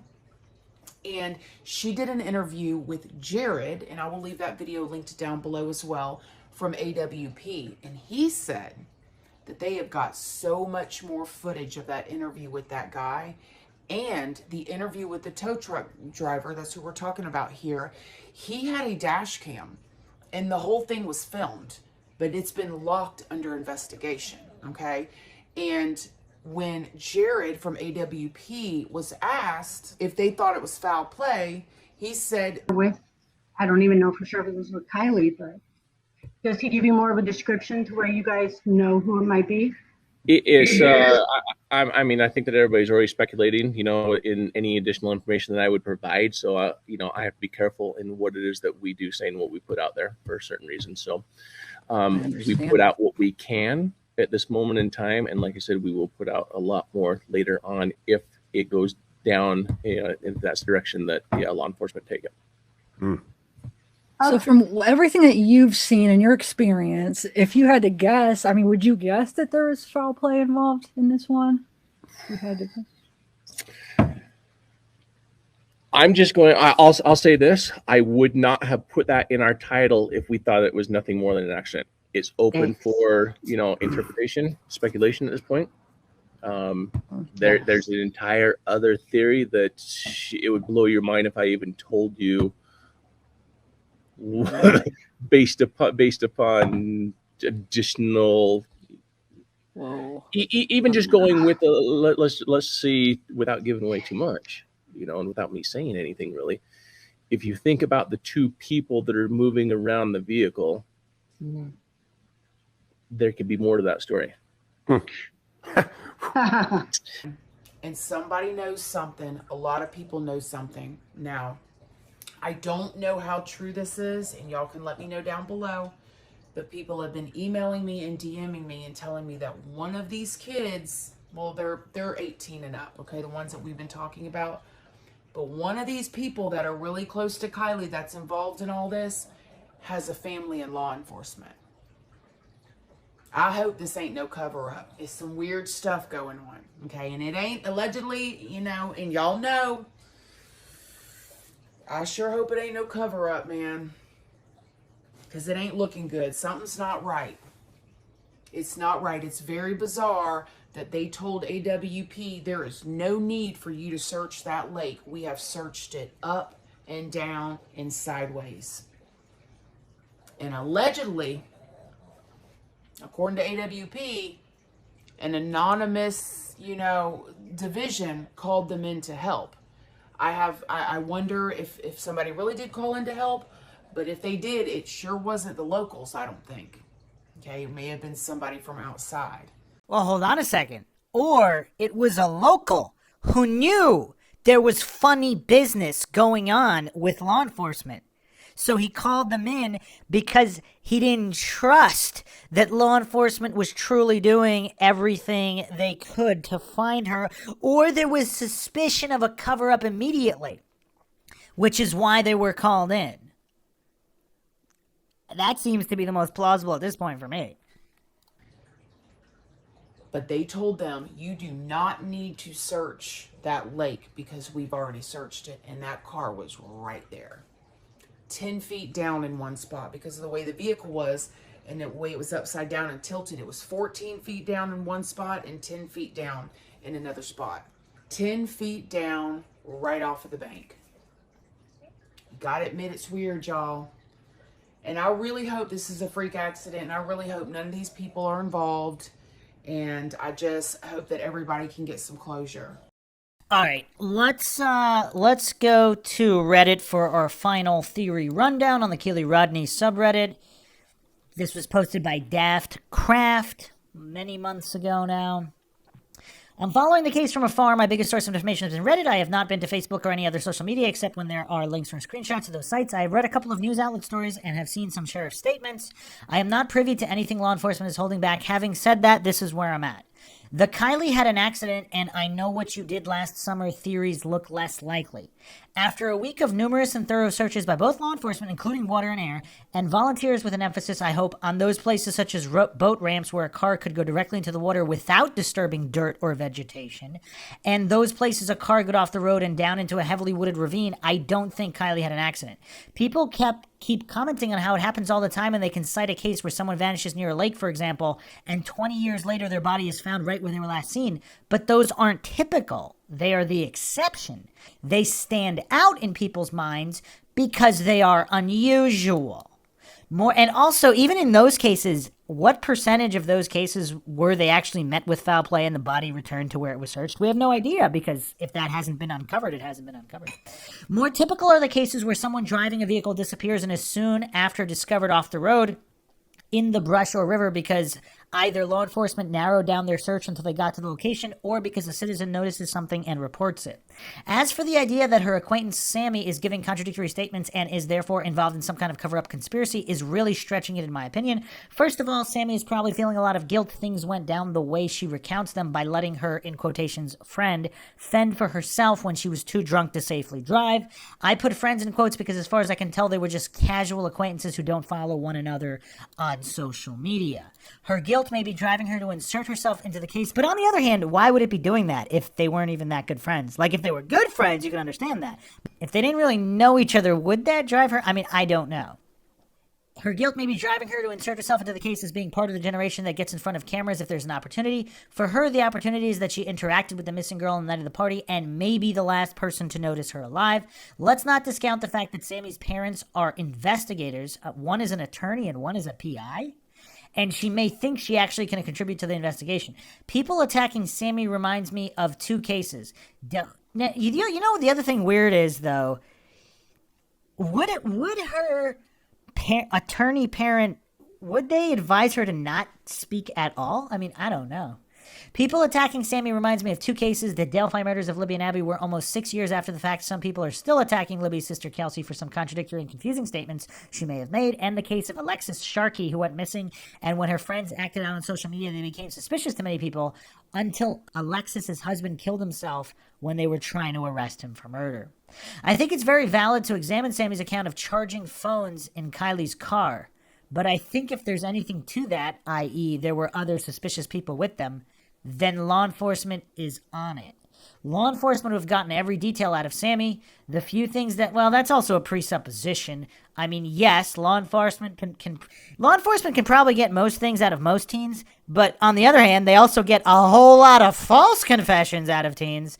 And then also there's a certain percentage of teens that fool law enforcement or simply withhold information either with or without law enforcement suspecting them of that.